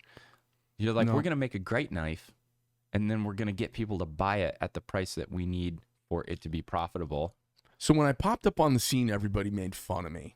And for about 5 years, the retail market just absolutely eviscerated me. As it turns out, what I've done is I created space. Mm-hmm. Because I said, hey, I'm going to do these videos. Let me show you what we do. Yeah. And I was so transparent. Just like I was with the tour. We always found that when people do the tour, even people who like hate me, who get forced through a tour because they're with a friend or something, they have to like you. At the they end, have they're to like, respect you at least. At the end, they're like, okay, I was Yeah. kind of pissed at you, but I get this now. Yeah. And we were like, God, it's kind of transformative. Yeah. So how do we do an online version of transformative so people Sure. can see this? And we did Medford University. Yeah. And what we find is when people see the whole process, they don't, people don't know how many hammer strikes it takes, but let them go out and whack a little. Yeah. Well, let them go out and whack a Yep. little, try and whack a little spike into something Yeah. that looks cool. And then when they see a nice forged knife, they go, oh my God, you wouldn't believe how much work's in that. Because blah, blah, blah. Or they see a mirror polish, they go, oh, you wouldn't believe how much guy filed for half an hour. And it looked like dog turd. Yeah. So it's when people know what's required, They're willing to pay. they see the value. When Yep. they don't know, they think it just goes in the fucking machine that goes bing. Some guy pulls a lever and it tinks out the other side. Yeah. They just think, oh, knife should cost $35. Yeah. And I'm like, people don't understand. You saw my ASK knife, right? Yeah. Did I show it to you? Yeah. That's cool, right? That is cool. Okay, That so is cool. that's the coolest thing I've ever Yeah. done. Yeah. Like, I've flown all kinds of cool airplanes that you would like. Yeah. That, You have. yeah. That is the coolest thing I've ever done by a long shot. The engineering required, unbelievable. The effort to stabilize a process, it takes 4 minutes to put together one of those knives. No way. My typical knife takes an hour to put together. I tried to bend it a bunch too, and it also doesn't bend. And if it did, oh, you mean like Ben? Mm-hmm. Oh no, no, like yeah, I was like no, they're really tough. when Bobby had his back turned at his house, I was bending his knife. It didn't bend. Well- I loved it. It's like that's what I like about.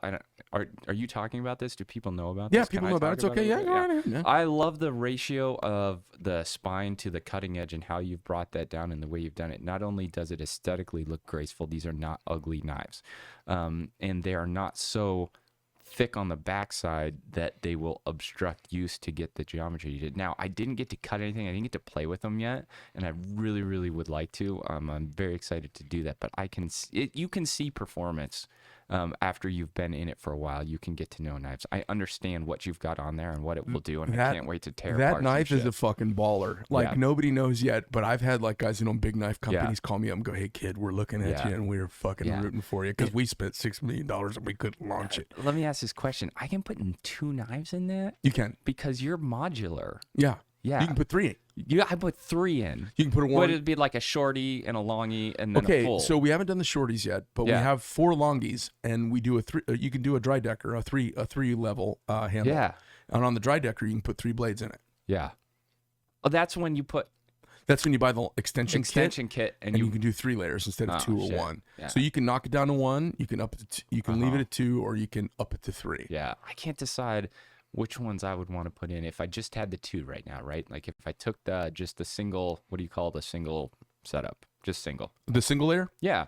Oh. Yeah, it's just like the standard The one. standard is the double layer. Yeah, so you got the 2 layers. So I just like the knives, the little tools. I like the tools too, but I like to cut shit. So that's what I want. Oh wait, no, but I like bottle opener. Oh, the bottle opener, you'd be surprised. The bottle opener is an interesting story. Yeah. Everybody, how many times have you used a bottle opener where it didn't work well and it annoyed you? Like you have to use it a couple times to kind of like work the top off of a bottle. Dude, I put bottle openers on everything and I make them and test them, so that doesn't happen to me that often. Well, not on yours, But, but like when you yeah. pick up commercially available bottle it openers, frustrates most me. of the Any time they don't slippage work at all. well. You know what pisses me off the most is when they take the glass with it. Oh yeah, I hate that. they made the jaw too open. Yeah. Yeah. Too much bubble. Yeah. Fucking Well, trash. the one I did is going to get copied because that thing, 'Cause it it is works the well. best bottle opener I've ever used.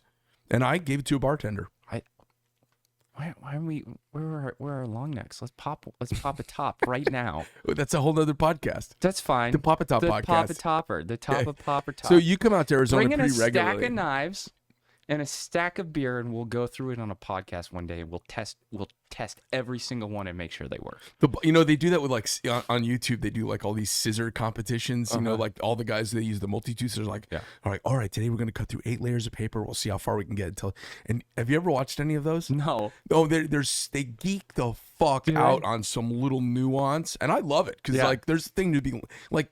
you learn stuff. Yeah. I'm like, oh, that's Oh. interesting. They don't like this, they like that. And I'm thinking about tool development, right? Yeah. And I'm up against a 130-year company Uh-huh. that does $3 billion a year, 3 times the annual knife sales of Yeah. the United States. This is Yeah. a $1 billion industry. Yeah. They do $3 billion. Yeah. I'm up against. Yeah. So they have all kinds of resources that I'm trying to battle just to Yeah. launch a product. And that's why everybody's gotten their teeth handed to them. Yeah. Oh, let's make one of these and we got to do it for $45. And I go, look, the materials are $29. Mm-hmm. The materials. We haven't made it yet. Yeah. Yeah. People Yeah. just don't understand. Yeah, no, I can relate to that. We just talked about my story. And With it's Smoky like Mountain. $29 out of 40. You got 11 left, Yeah. and you're gonna feed. How many kids do you have? Can't feed your family off No, that. you can't keep these guys employed for that. Yeah. Yeah. So I've had, I just had the, I've had the audacity. I tell everybody, no, I'm only going to do stuff that's really profitable. I'm Yeah. only going to do stuff you can make a living and put your kids through college to. And I'm not going to do your Chinese model. If that's the thing. Good. And can I talk to your American side, or is this your Chinese side I'm talking to? Because if this is your Chinese side, let's stop talking. And that's the conversation, it's kind of what I had with Smoky Mountain Knife Works, because I don't have the same paradigm as the Chinese thing going on with them. I don't talk to that person because they don't get it. Yeah. I sell, I'm selling bread. I'm not selling heroin. Right. You want heroin? I'm doing bread. Yeah. Yeah. Well, and I'm excited to hear that, and that Smoky Mountain has continued to have conversations, and that they are going to keep working with. And I know that they work with other American-made brands, and they have some stuff that's sort of American-made. They've got a blend. That's exciting. And it's weird. It's like there are a lot of traditional users, traditional knife people, and older knife folks who just think knives should cost $27. Yeah. Because they're looking over the stern. Yeah. They're not looking over the bow. Yeah.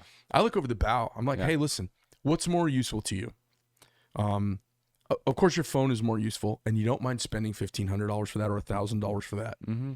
You're going to use this every day. It's a status piece for you. Yeah. It's kind of a definitive choice piece for you. Yeah.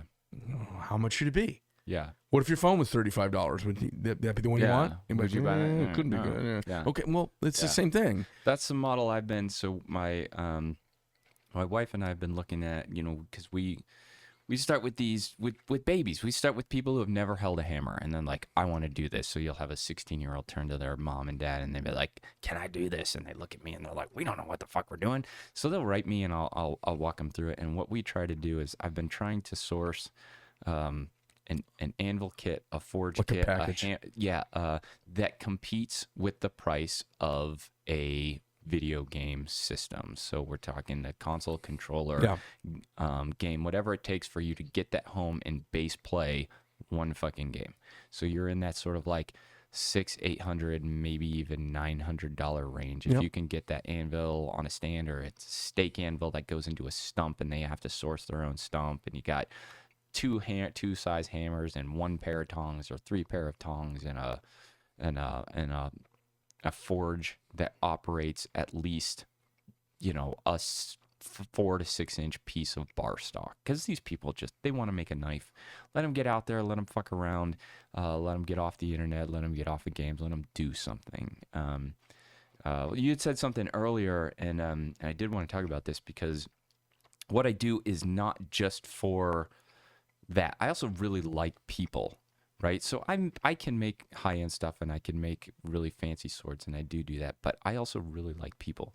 So for me, part of this, and the way that I go about it when you do an experience with me. That's why you're so nice. I'm a dick on the other end, because I kind of don't want to see anybody. I won't be left alone out in my garage making stuff. I like them. I get energy off of people, and I like to share my energy too, and I would like to leave a positive stamp on the world. I designed for tobacco companies for 4 years, and I still feel like I've got a... you have penance to make up? Yeah, I have a penance to make up. I probably killed a lot of people. Oh my God. And I hate that, because I really do like people. So for me, I want to see growth. I want to see a smile on somebody's face. I want them to feel a sense of pride for something that they never thought they could do, or that they always wanted to do, or engage it in their life in a way that they haven't done before. And the return on that for us has been fantastic. We get stories back from parents all the time. One of the most heart-wrenching ones we got was height of COVID. We opened up in the lawn in Frankenmuth, Michigan in a portable garage. I bought a $5,000 shed. We opened up in the yard and we ran experiences outside under a pop-up tent. And we had this 16-year-old come through. He didn't really talk at all the whole time, but he did finally leave with a smile. His mom wrote me this letter about this long. Her daughter died. I'm not sure if she died of COVID or just complications, whatever. She died early in 2020. And her son just stopped talking, stopped interacting. And she's like, it was like we lost 2 children from losing one. Yeah. And we didn't know what to do. So we just kind of threw him in the car and we're like, we're not telling you where we're going. We're going to go do this thing. And over the next, she's like, he won't stop talking about it. He talks to everyone. He's come out. He's come back. We have a child back. Thank you for this gift that we had, this crushing blow that doubled, and now we've gotten some back. And I helped them walk through the things that they needed to buy to get going. So he's actively engaged, and he has continued over the last year to keep forging and keep producing and keep making. We also have a lot of people who come in who are like, hey, my kid was depressed, or I've been depressed, or this, and now I want to do this, and they get active and they get involved. And when you make something and you look at something that you made, it's really hard to be down on yourself. I mean, you'll critique it, you'll want to make it better, but that's part of that process, right? That gives you something to think about that is other than your problems and your issues. Now you're solving, you're moving, you're looking over the bow to tomorrow. I'm excited about fixing this about my process. I can't wait to try it. I can't wait to make this grind better. I can't wait to forge this in fewer strokes. I can't wait till my arm doesn't feel like a goddamn balloon every time I use it. Are you a religious guy? I don't like to go on the books for it too much, but yeah. So I think, and what I've connected with, and I think, I say I don't like people. I really do like people, but I don't suffer fools kindly, and I'm so busy I don't have time for bullshit. Yeah. So real authentic people, they get all the fucking time in the world with me. Yeah. People that are full of shit, I go, hey, you're kind of full of shit, so when you get your big boy pants on, come back. I'll give you any time you want. I love seeing the transformation of my team. Yeah. I love seeing these guys come in who've been in roofing, they've been laborers, and they become craftsmen. And I talk about the difference between working and being a craftsman. Yeah. And I say in ancient times, the craftsman was closest to the king. Yeah. Because we could do stuff for the king. Basically the king the most valuable, aside from the raw resources, it's a human resource that you just can't replace. We were the crafty ones who came up with the way to carry stones up the pyramids. We were the crafty ones who came up with armor. We developed the I-beam on which the modern world is built. We came up with that for swords and for knives and for battle. And it was craftiness and craftsmanship. Yeah, and that's a mental thing, right? That's something that's deep inside you or in your head, and if we're not exercising that, if we're not working with it, if we're not using it, if we're not learning how to solve problems, and we're just answering regurgitated information, I shouldn't get into the educational system, but I might have just dropped over that line. Then you're not creating people who can do that, and we have to. This country really does have to get back to that, so that places like this can exist, so that we can reduce dependency internationally. Here's what's great about it. It's an eternal truth, and the ancients wrote about it in the Old Testament. Yeah. The Creation Act, and the reason it's the beginning, is a primal thing that we connect to. Yeah. And when people touch the Creation Act, when they reach into Hephaestus, the mythology of Hephaestus, they come out. I tell people, I say, well, hey, when you make stuff, you be closer to the gods. Yeah. And they go, fuck are you talking about? And I'm like, what have you made anything lately? Or you just and at the end of the day, you turn a thing off, your desk looks like it started, everything. What'd you do? You helped a bunch of people do some shit good for you. Yeah. Make something. Yeah. There is something deeply gratifying, and I think it's a little holy. Yeah. I think it is holy to make things. It is holy to teach. Yeah. It is holy to see humans find themselves. Yeah. Yeah. And we are mostly lost. Yeah. Look around. Absolutely. Look around. Everybody's lost. Yeah. Why do you think COVID turned into such a thing? Yeah. Because people are so lost. Yeah. You could tell them bullshit. Yeah. They'll lock their kids up. Yeah.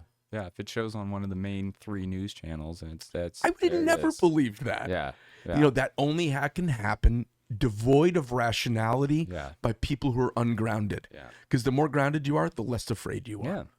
Yeah. So I'm a huge advocate. I love what you're doing. I love that you are not having people stand on the other side of the rope. Yeah. I love that you've broken the barrier and they get to step in, because the Creation Act changes people at their core. Yeah. They don't even know it, and it changes it changes everything. Yeah.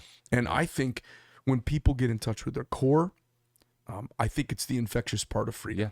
Because freedom is our natural state, Yeah. but it is not natural on Earth. Yeah, and you can be beaten out of that. Mhm. Like you can literally be tricked and manipulated out of your freedom. And this is stuff you see in the Bible as well. I love the Old Testament ones with the meal and the food. What are the 2 brothers where he's like, I'll trade my inheritance for a bowl of food, like the short-sightedness of that whole thing. Right. We can be tempted by what serves us the best now, and if we lose the bow sight, you're totally fucked. You're totally fucked. You'll lose the important thing that's maybe not in front of your face that you can't see anymore, and it's terrible. It's a terrible thing. If you think about it in knife making is kind of an allegory of life. A knife can turn out really well if you're really thinking ahead. Yeah. If you're just standing in the moment responding, you get lost and you're like, oh fuck, I gotta start over. I fucked up. It's the same thing. I always tell people, people ask me, hey, what's the secret to your success? Hey, what's the secret? What do you attribute it? Why do you think? And I go, well, I'm lucky. Yeah. And the more short-sighted you are, the Yeah. luckier I seem. Uh-huh. But the truth is, I get the same amount of luck that everybody else does, but I also, a lot of stuff that comes to fruition, I started working on it 3 years ago. You've been It looks like I just got lucky. dreaming and scheming. Yeah, sure. And Absolutely. it's like you hear bands hit it big, and they go, God, you just got lucky, you made it big. And they go, well, we got lucky. Yeah. We've been playing for 22 years in bars. Right. And we just finally got lucky. You're right. We got lucky. Yeah. And- Yeah, there's absolutely a ratio of work to effort to planning to making it happen.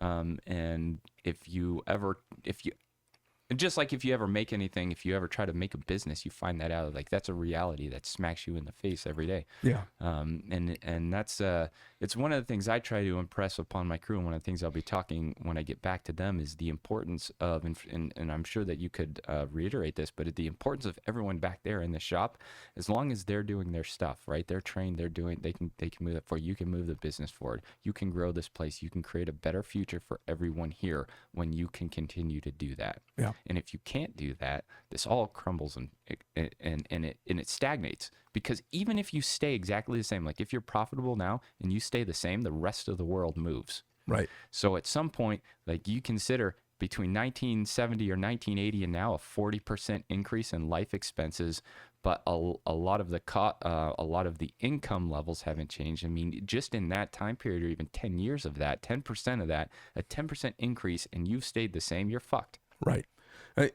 I was just funny. We had a production meeting a couple days ago. I said, hey, you guys kind of scheduled me off the last year, and I kind of let you, but you have to schedule me back on. I need 5 Greg times. And they're like, what do you mean Greg times? I go, that I get a machine for whatever the fuck I want for a month. I need 5 of those. And they're like, what are you going to do? I'm like, new shit. Make something. I don't know. And Develop, they're like, well, what are you going to need to make new stuff? What stuff? Yeah. I go, I don't know yet, Yeah. but it's the future of the company. Yeah. Because we have to keep moving forward. Yeah.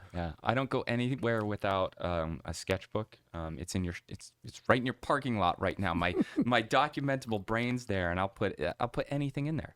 That's I came up with this concept on a flight back from Forged in Fire. I'm like, I want a knife in my hands, but I hate shit in my pockets. I got this big ass phone I got to carry around because of wherever society's gone. I got a wallet in this one that starts to fill up, and I hate having this in here. I don't have room for a fucking knife or anything right now. You fucking wear corduroys, man, and that is retro as shit, I am man. super committed to my cords. I love cords. I just want to take a moment. Do you have a to brown plug pair? The Wrangler. No, what I wear olive drab, and I wear tan. Like mustard yellow. Fucking fantastic. I fucking love those pants. Those are my 2 favorite pants color. In fact, I actually came in an Axe Wax shirt that's mustard yellow. Axe Wax. Dude, can I drop? Axe Wax. Get a fucking Axe Wax. Put it in your beard. Put it on your leather. Put it on your knives. Put it where the friction is between your legs. I don't care what you do with it, but that shit is good. It's food safe. But yeah, I love that brand. They're very good. We sell a lot of that. In fact, when you do... Wait a minute. Do they make your pants? Is that what you're saying? No. But Oh. they make I wear the same color pants as their shirt, their branding. Okay. Right? And I sell their product at our shop. So if you do So an if you need upgrade, guys, Josh Yeah. Weston, not the gay porn Not for the the gay- diet of ads, but he does have ass wax available. Ass If wax. you need ass wax. Axe. Oh, axe. Oh, I'm axe, sorry. yeah. As in, ask Shit. me a question for those of you who are from the city. Yeah, but we should probably come up with an offshoot called ass wax because Of its anti-chafing you get friction properties. everywhere when you're forging, especially when you're at these tight corduroys. So it's funny. I had this friend Cliff Murphy who he lives from up on the Susquehanna in Pennsylvania, and he wore brown corduroys. That was his thing. Went with his pipe. Yeah. Pennsylvania was such a fun place to spend, Dude. and I thought the guys from Pennsylvania were quirky as fuck. They are so weird. almost Southerners, but with kind of a northeastern education. Yeah. So I spent some time in Tennessee a couple years ago, and I even noticed they say that they speak a lot. The thing is, like, Appalachia goes from Georgia up to Maine, so that culture doesn't shift a whole lot. Yep. There's a lot of weird people along that whole route with slight variations. So the Pennsylvania guys were fun. I had a group of dudes, and we used to do these write an album. We had to write and play and sing an album in a day. Ooh. Oh, So dude, I'm down. Oh, I love this. So the All right. competition This is was, exciting. your album had to have, let's say, a minimum of eight songs. Sure. And some guys would come in with 12 songs, but you had to have a minimum of 8 songs. And we would sit down with a 4-track recorder, and you'd record the whole record, and then bring it over to the next guy's room, and he would record it, and then we would all listen to each other's albums. Dude, that is fun. Yeah, it was great fun. Like, just kind of creative on all cylinders, musically and vocabulary wise, lyrically. Yeah. And then to put it all together, and then we were still all album guys, Yeah. because I'm at that age where we were all cut our teeth on albums. Yeah. They kind of told a story. Uh-huh. So we were having these songs were all related to one another, and there was a theme that Thematic. on the last song Yeah. got you there. Yeah. Where is all this stuff? It's just You gotta gone. dig it it's out. just gone. No, Just it's dig it out. nowhere. It's nowhere. It was all on little tape, Oh, right? God. And then we left tapes. You couldn't even play a tape if you had one now. I can play a tape. I keep a tape player. No, you don't. Yes, I You're do. one of those? Yeah, I have Of course a tape you player. are. You use yeah. a forge. Yeah, I have a tape player. Probably take a I got mule to record work. Player. Yeah. It's in a car still that I keep running so that I can have a tape player. Perfect. Yeah. No, actually, so I grew up in a really conservative household, Baptist. I Oh, grew up, geez. yeah, A Baptist Pennsylvanian. Baptist Pennsylvanian, not Southern Baptist, but Northern Mm-hmm. Baptist. Yeah. So very strict, and we were not allowed to listen to secular music. So I peeled up a floorboard underneath my bed, and I buried a radio down there, and I could turn the volume. And back then, you could record the radio on cassette. So I would run hours of recording, and I thought I was being awesome listening to the. Did you keep all of it? No, it all got thrown out when I See, moved there you out. go. Yeah, That's so what I happened to I our stuff. can't- Yeah. I think I might actually have one tape because my sister kept one, and years later she gave me a box of pictures because there are 3 of us born. We're all within a year apart. Like, I'm a day before my oldest brother's first birthday, and my sister's a year and a quarter. So my mom was real busy for a few years together in that batch, So we were in the same grade. So, and I drove back to school. I had my license and she didn't need it. So, but I was recording the oldies station, because what the fuck did I know? I didn't know anything but hymns and choruses. Right. So the oldies was cutting edge The stuff. oldies was cutting edge. So You're talking about like 50s doo-wop? Dude, yeah. My favorite daughter band growing up loves was that the stuff. Well, I love the Beach Boys, which means that and that was my intro to surf music, and I found out that they weren't real surf music Nope, eventually, and I was nope. crushed. Nope, And they I were- found the Dick Dale. Yep. The Dick Dale and And Dick Dale's famous for the wailing guitar. The king of the surf guitar. man. Yeah, you guys know. Not twangy, but Yeah. And I like Eddie whatever. His stuff was like cross Western to whatever, but then I eventually get into more modern stuff like the amino acids. And when I was living in Detroit and I got introduced to meat puppets. Oh yeah. Yeah. fucking great. So funny. You fucking Pennsylvania guys are quirky as fuck. My buddy, so Cliff, he wrote, I remember this one song he had, Sasquatch from the Susquehanna. That was his song.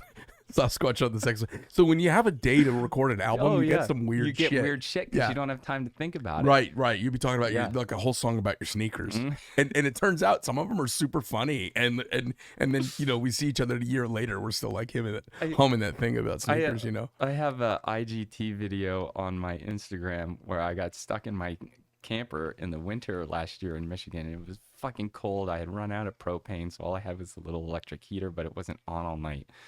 And I was freezing, and I had my guitar, and I wrote this little song about it's more of like a bop, and it's just about being stuck in your camper, and Santa's coming, but you can't get out to get gifts, and you can't get gifts in, and so what the fuck are you gonna do for Christmas? And it was really shitty because I'm not very good. But one of my friends, Jordan Lamont in New England, he's absolutely amazing. Made Master Smith this last year, but he did a cover of it in Appalachia style, which was really cool to see that transition, that somebody took my crazy weird shit and redid it. But it's a song about nothing, I'm stuck in a camper. I literally was stuck in a camper writing a song about being stuck in a camper. You know what we should do is, if we get a few knife makers together, we could all kind of Zoom this, and what we do is we'll draw at Blade Show in the pit. We do like while it's quiet one day. Well, it's never quiet. We could draw. We could draw for topics. Yeah, because that's the way you keep it, so nobody banks up their songs. Sort of like a Pictionary. Yes. For like shitty songs. Yeah. So I would say, all right, Cliff, you're writing about the river, the Susquehanna, and then his whole album is about the Susquehanna, the twists and turns of life. So we'd have to pick topics for each other. That makes it totally fun, and you can't bank up songs because guys would be like, "Oh, I'm gonna bank up some songs for next album competition." I wouldn't have that. I don't think I'd be able to bank up songs, but I could probably have one done by Blade Show. You want to do a song off between now and Blade Show? We'll release it at Blade in the Pit. Oh my God! You mean like we'll play it in front of everybody? Yeah, we'll bring a thing. A music thingy, and I'm terrible, so you're gonna be like a guitar. You mean a guitar-y thing? A strum-a-doohickey? Yeah, because I can only play 3 chords on my banjo right now, still. So. Oh, you're really going full. I want to go banjo. Hillbilly. I want to go full hillbilly. I've got a banjo, and I'm telling you, I get laid every time I play it. My wife's like, "He's got the banjo out." Oh shit! I didn't even think of that. She loves it. That's a possibility. Yeah. So all it took is 3 chords. That's why I haven't had to learn anymore, because she's right on. Because you only get 12 minutes into practice. And she's like, bedroom doors open, clothes are like flying out the thing, and I'm like, okay, I gotta go. My first guitar I bought was in Lancaster, PA. Yeah, Pennsylvania's got great guitars. Yeah, and great luthiers there. Yeah, there's just that with the Pennsylvania Dutch and the hand making and the woodworking. That there's a lot of great woodworkers out of Pennsylvania. Yeah, and then we've got Martin Guitars there, right? They're in Pennsylvania, right? Yeah. And yeah, so and then hey, where's Guild made? Do you know where Guild is made? Are they in PA also? Did they move? They got sold. I bought a Guild Songbird and a Martin D18 or something. Right out of the gate when I was in college, going through the breakup. Yeah. Oh. getting chords to match my whimper. Well, pleasure. Had you ever heard of us before you came in today? Yeah, actually. I mostly heard about you because you guys didn't you have some Instagram, some social media issues, and some our Instagram page got stolen. Yeah, it's gone. So I recently, and I think I followed that, but like I never saw anything for a while. It's just gone. And then all of a sudden I saw a post about how you were back and like fuck over that other account and whatever, and I'm like, shit, I thought I was still following them, but no. So I am refollowing, and I like went through and I'm like, It's crazy. The guy fished us somehow. So here's what I think. We were going through to get that blue check mark so that you're an authorized or a certified or whatever the hell they call it, authenticated or whatever. So we did the application for that, and it's been an ongoing thing for a couple months. I mean, it's hard to get the certification. So we started getting phishing emails about being certified. So somebody there is backdooring the information to spammers. And they're like, hey, these are the people that are applying. And then they send you. So not potentially an above the board accountability I there, think it's process. I think it's a Instagram. scam. I think it's straight up Instagram. Huh. Instagram has, they're a huge company. Yeah. It's Mega or Meta or stupid. So stupid. Insta fuck. Yeah. Face fuck. Yeah. Anyway, Yeah, I they- don't like the Facebook part of it so much, well, it's the same and it's company. the same company. And so they're there's launching the metaverse now too, so people don't. F. It's a battle, right? We're in a battle between people engaging in their life with their physical fucking hands and mind and like being present in the world that we live in, And people or is there tickling their amygdala. or total escapism. You might as well just be doing the fucking heroin. Yep, it's exactly heroin. Yeah. Heroin for And the so, mind. You so they've disappear. got all this money, and so look at Google. Google is a spooky monolith, Yeah. Yeah. but they take the money and invest it back into customer service. Yeah. So you keep using them. Yeah, you don't hate Google. They're like, do I trust them? No. I don't know, because they got all my shit, but you know what they haven't done yet? They haven't fucked me over really. Same as And same as they keep Apple. they keep giving me more storage space. Same So as- I'll keep Yeah. So like, same as the iPhone. Yeah. Like I don't trust either one of those companies, but I do business with them because their customer experience is so good. That's a lesson Yeah. to be learned. It almost doesn't matter what you're doing if you take care of your customer. yeah. Because I think they're fucking us, but they take care of us. Yeah. I'm like, well, okay, Yeah. I'll take a fucking. Yeah. Instagram, they're fucking you, and they're not taking they're- care of you. Yeah. Yeah. Facebook too. Yeah, I noticed in the last couple of years, you used to be able to. Yeah, we're knife makers, so we've probably at some point not been allowed to promote our shit or really talk about Yeah, it. like And you 100% of the get- time. you get that message, and every time you try it, they're like, "No, you're banned, and we're about to kick you off if you try this again." Yep. And there used to be a process on Facebook and Instagram where you could speak to a appeal it. representative and you could appeal the process. And at one point, I was even able to talk to somebody, and then it moved to like this this message back and forth, and that kind of work. And now it's all bots. It was all bots for a little bit, and now on Instagram, Facebook, there's still some of that, but on Instagram, there's not even a fucking button anymore. Nope. You can't really appeal. It's Nope. like this button, and it's like, yeah, well, like I don't know. So- We're probably never gonna hear back from us. So we have built this property, and we've put all of this content and on you it. fucking invest. It's a time investment. Yes. It's a physical investment. We've it's a creative invested. investment. It's UGC. It's user generated content. We're the user, and we have Yeah. generated the content, and it has 50,000 people engaged. yeah. Pretty every day. Yeah. And all of a sudden, that hunk of real estate we made has stolen. And it's stolen because somebody in their system leaked it to their contact in Turkey Yeah. so they could send a perfectly matched email to phish us. Somebody here got phished. It might have even been me. And I'm 12 years in, pretty savvy, Yeah. super protective of my info. Yeah. Somebody got such private info about me, it had to be Instagram. Yeah. So they wanted $2,500. Yeah. And I negotiated with them back and forth, and I gave them some money Uh-huh. in cryptocurrency. Yeah. And they said they didn't get paid. Oh yeah. Oh, and they got paid. Oh yeah. I copied their got blockchain. I double did the hosed. process. Shit. So then they asked for the money again. I said, hey, I got you paid. I already paid you. Here's Yeah. the proof. They said, oh, our bank rejected the payment. I said, well, I don't have a refund. Yeah. So when I get a refund, I'll let you know. No Mm-hmm. refund. And so I was flying some little airline over to L.A., and I'm sitting on the airplane with a bunch of ballers, and one of the guys, like famous internet dude, and he's like, oh, talk to my guy. He hijacked my site, and I just got Munchausen syndrome and became friends with him. So I got a Turkish hacker, and I paid him money, and he's 6 days into what he said would take him 3 days. I mean, it is a fucking Yeah. racket, and I want my goddamn site back. Yeah. Yeah. But honestly, I don't know if it matters anymore. Yeah. So I'll give you an example. So we bought Medford Knife Official. Oh, we didn't buy. We reserved Medford Knife Official and started up our new page. Yeah. We got like 1,200, 1,300 people real quick, and then very slow. Yeah. And I said, I turned to Bobby and I go, this one might be this is the real story. Yeah. Instagram's not doing what they say, Uh-uh. and it's not doing what you think. No. And those 50,000 people, they're not paying attention, Yeah. or they'd all be jumping over here. Yeah, yeah, yeah. One of the things I've also noticed is they do this. It's a minor release. They don't push it. They don't talk about it much. It generally gets minor published on their dev page. So all of these sites have devs that work for them, and they put releases and changes and things like that in their stuff buried in it. And I used to work in this world, so I'm familiar with enough of this shit.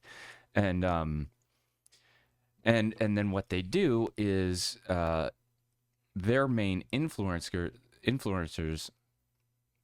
get and understand these changes first, and what they try to do is they sell tips and tricks to be able to use the system and the new shit.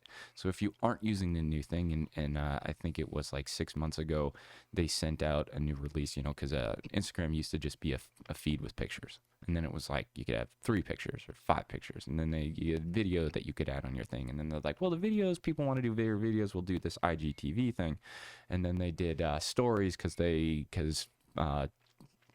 Snapchat came out, and now Reels because of TikTok. So they're ever stealing other people's ideas, implementing into their flow. And if you aren't using the latest thing, like if you got used to doing the feed post, but you never adopted to videos, and then you never went to IGTV, and now it's stickers. So they've changed this thing, and there's sticker usage that you can use.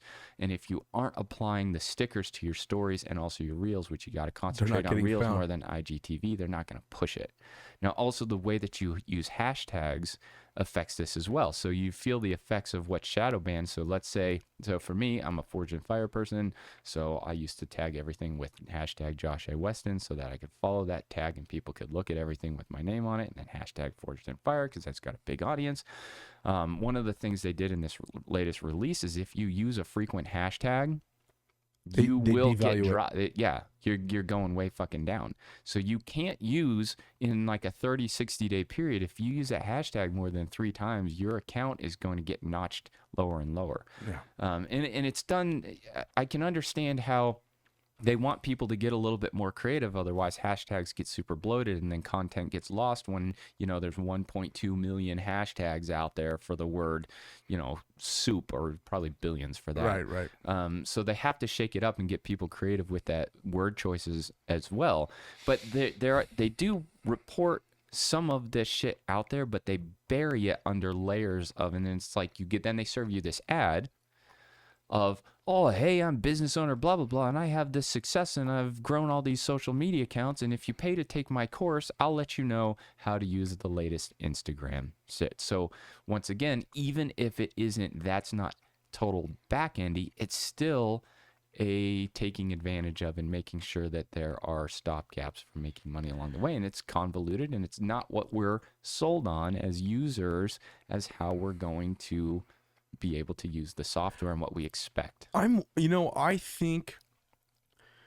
think a lot of life is momentum, and I think they've lost their momentum. Yeah. So I actually think Instagram is still functioning because Facebook is so dead. Yeah. And I think Instagram is a corpse and it doesn't know it quite yet. Yeah. I think he may know it. Their stock sure says it. Yeah. If you look at the stock valuation, the market, the street does not believe in them anymore. Yeah.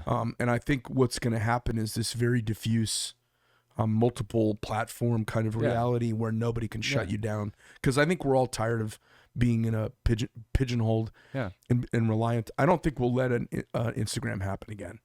Yeah, I think there's so many coming out now that I know we're going. I'm sorry that we're talking so long. I'm not sorry, actually. I really like talking, so I'm going to keep talking with you.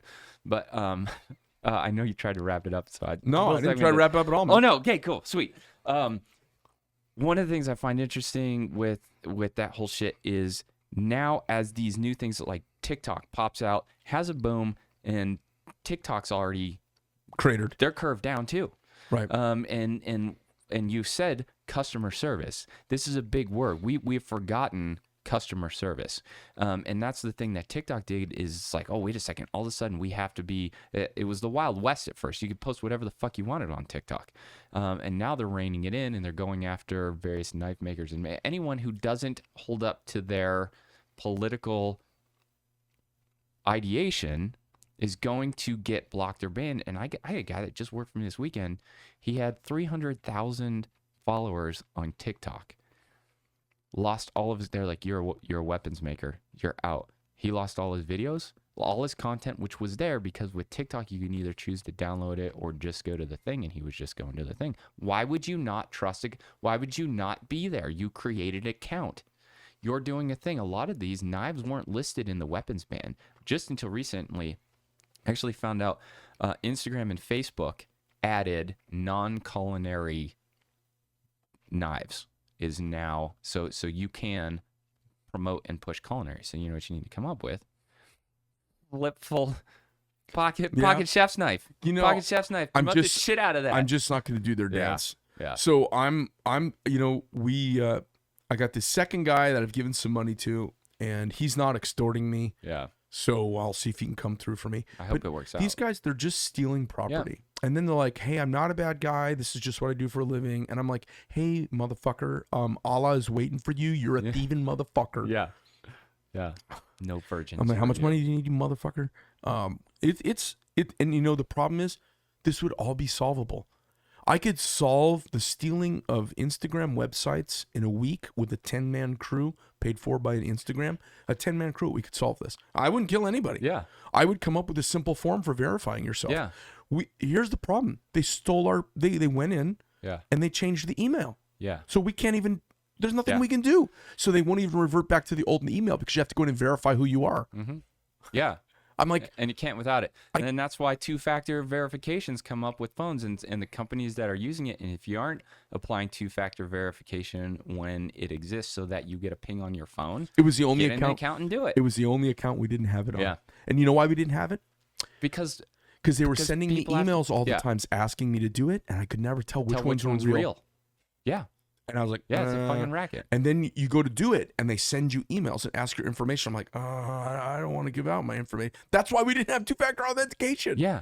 I'm just like, yeah, when something comes through my email or a text message from somewhere and it sort of sounds like the name of something but isn't, I'm like, I don't even want to touch it. I don't want to click on it to delete it. If I touch it, what's gonna happen? Stuff that looks serious now, I just delete it because I'm like, look, if I owe somebody money, they'll fucking call me. I'm like, I'm not doing anything. Yeah, they have my real contact information, not the email I give everyone for junk shit. But Instagram contacts you through Instagram. Yeah, and so they got me. Yeah, and I was like, there's no way to fix it.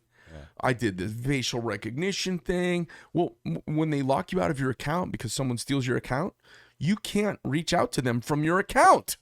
Right. And they want you to reach out from your account to verify. I'm like, Did you guys even think through this process? Because I think they're in on it. Yeah. I got to make money somehow. I think they're making money on it. Yeah. I actually think they're selling the leads. That's what the weird thing was with both Facebook and Instagram on launches. There was an ad space because if you remember, the predecessor was MySpace, which was fucking buried in ads. You opened it up, is ads everywhere, and then some shit. Yeah. And then Facebook came out, and Facebook was this sort of refreshing thing for college kids, really, that they could go in and communicate with other people at their school.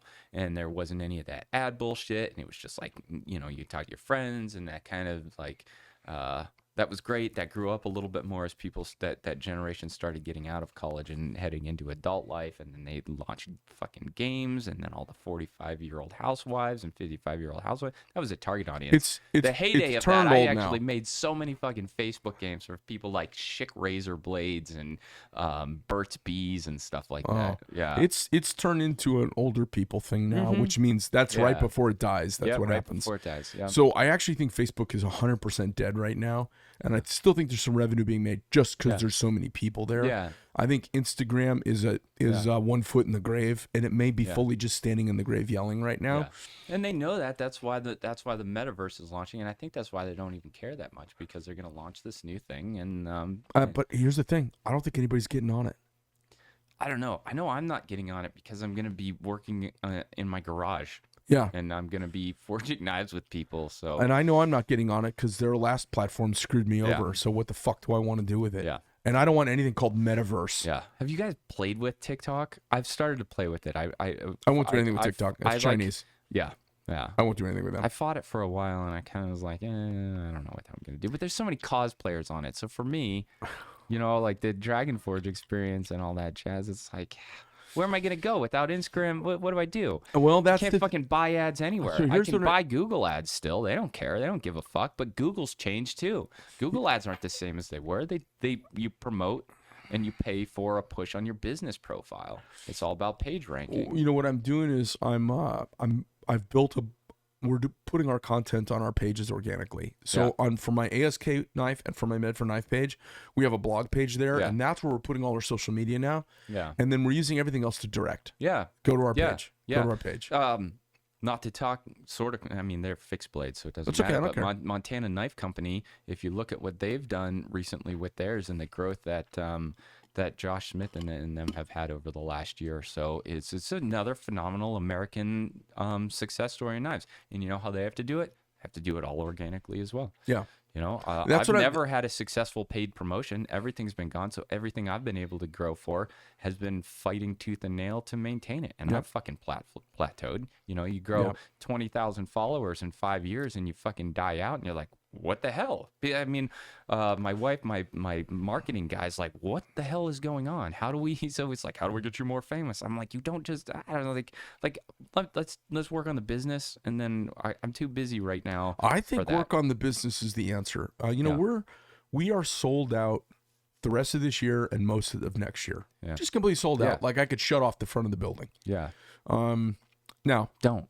No, but you know, so what we're doing is I'm doing creative art content. I'm like, let's throw the money into art. Yeah. Let's do interesting stuff. So people are like, God, you know, Medford's always got a cool new look, interesting stuff going on. I do think that's going to pay off for you. I think so too. I absolutely applaud that. That makes me really excited about your company in that layer. It's fun. If it doesn't have art laced in for me, I'm a lot less interested. Well, and you know, at the end of the day, people spend lots of money on things where there's a story to be told. They want to connect with people and they want to tell a story, which is why those social media things will never actually survive.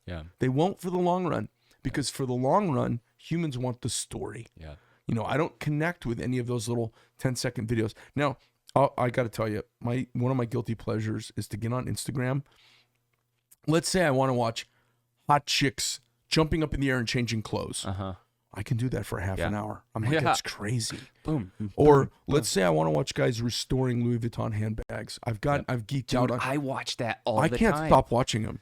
Like my son and I, we've been watching. Amazing. I want to make one. I want to make a pair of shoes. Oh my God. Now. I got on a shoe thing. Oh my God. My son and I, we were up till 2:00 in the morning this weekend. We were watching them restoring or making Oxfords. This guy in Japan hand making Oxfords. The whole process, the skiving down of the edges and rolling them back over and hand stitching them. I mean, we were fucking, you know, this is my kids into video games, right? We were geeked the fuck out on it. So when we get off here, I'm going to show you some bags that I'm getting ready to make. I'll show you the beginning of them. And also girls changing clothes while jumping up and down. I mean, it's the variety of what you can see is ridiculous. That would be great. Oh no, sometimes I just like to watch them just dancing. You know where they do like a movie quote? I don't even know what they're like. I like to thank everybody. Start with myself, and then it's like some rap music, and it's some smoking hot chick. I mean, I think those are kind of funny. So I can sit there. I'm like, okay, that's good, and they'll feed me a bunch of those, and then I switch over to shoe restoration and purse. I love purse restoration. I'll tell you another weird one for me, and I got onto this because spring of 2020, I was paid by a medical. I don't know. It's a pharma company that puts software out, and they shipped like 10 old fax machines to me because they made software that replaces a fax machine, and they're like, make shit out of them. So I took them apart and I was making these things and I was rewiring and I was pulling the LED bulbs and making characters and robots and Star Wars looking spaceships and front end loaders and stuff out of this. But I ended up looking at all these electric hacks of ways to resolder and rewire tools and just little bizarre things and these things that I saw like endless power generators and the use of magnets. I'm like, holy fuck, this stuff is the weird. It's weird trash science. The Russians are really good at this shit because they got fucking nothing over there. So what else are they doing? Like if we break if a what do you call a microwave oven breaks here, we throw it away. Over there they make a fucking welder out of it. Like I watched a dude make a welder out of a microwave, and I was like, okay, what is it? And then I just fell in this rabbit hole of all these handmade tools. Which is kind of like in my little Rube Goldberg world of like making shit to do shit. Yeah, it's bizarre. Some of it's totally useless because we can easily go buy a shit tool for like $30 at a box store and throw it out, which I kind of hate. But I also sometimes I do that. What's funny is Jeff, my kind of right hand guy, he has weird sleep hours, and I do too. Yeah. So he'll send me a video. He sent me one the other day, and it was the guy had gotten a Dior limited edition Christmas holiday gift bag. So when you buy a Dior, it's the fucking paper bag that it goes in. Yeah. So that when you're walking through the mall in your high heels, everybody knows you bought a Dior. It's got Dior. Well, this German guy, he made a leather bag out of the paper. What? And I'm telling you, I've watched the video a half a dozen times, and I've sent it around to people. And people are like, dude, you're kind of weird. I go, watch the video. And they go, okay, that was the coolest thing ever. The guy takes a paper bag and he turns it into a leather purse. And it's fucking cool. You got to send me that too. All right. Yeah. All right. So I'll show you what I'm like up that to weird right shit. now. And you're going to be like, oh my God, this guy's a lunatic. Okay. Amy and I are like, we're split. Okay. We own the company. We're not a couple anymore. It's so hard for me to say out loud. But so I had like a girlfriend for about a year, and she was into handbags and stuff. And I didn't understand anything about handbags until I dated this woman. And then I started to learn. I'm like, oh. And then I was like, how much is that purse? It's $3,500. I'm like, and then I'm like, that's the same look that people have when I tell them the knife's $800. Yeah. It's like, okay, I let me see what's going on. Yeah. Then when I did the dive, I was like, holy shit. Yeah. There's 2 houses in France that have been making bags for 200 years. And, it's Louis Vuitton and Goyard. And as I start looking into them, they're our kind of guys. Yeah. They're these little French dudes with soft hands working in these leather factories, and they look like us. Yeah. And I was like, these are our people. Yeah. 200. It's such an impressive world, and that's why sometimes I get like the high-end wallets and shit that get made. I just get stuck watching them because we make our own, and they're rough sheets. Like, we're cranking them out because they're included with our thing. So you get like a 7 to 9 ounce leather sheet. So it's a handmade add-on. Yeah. Made out of our shop in Michigan from a pattern I developed.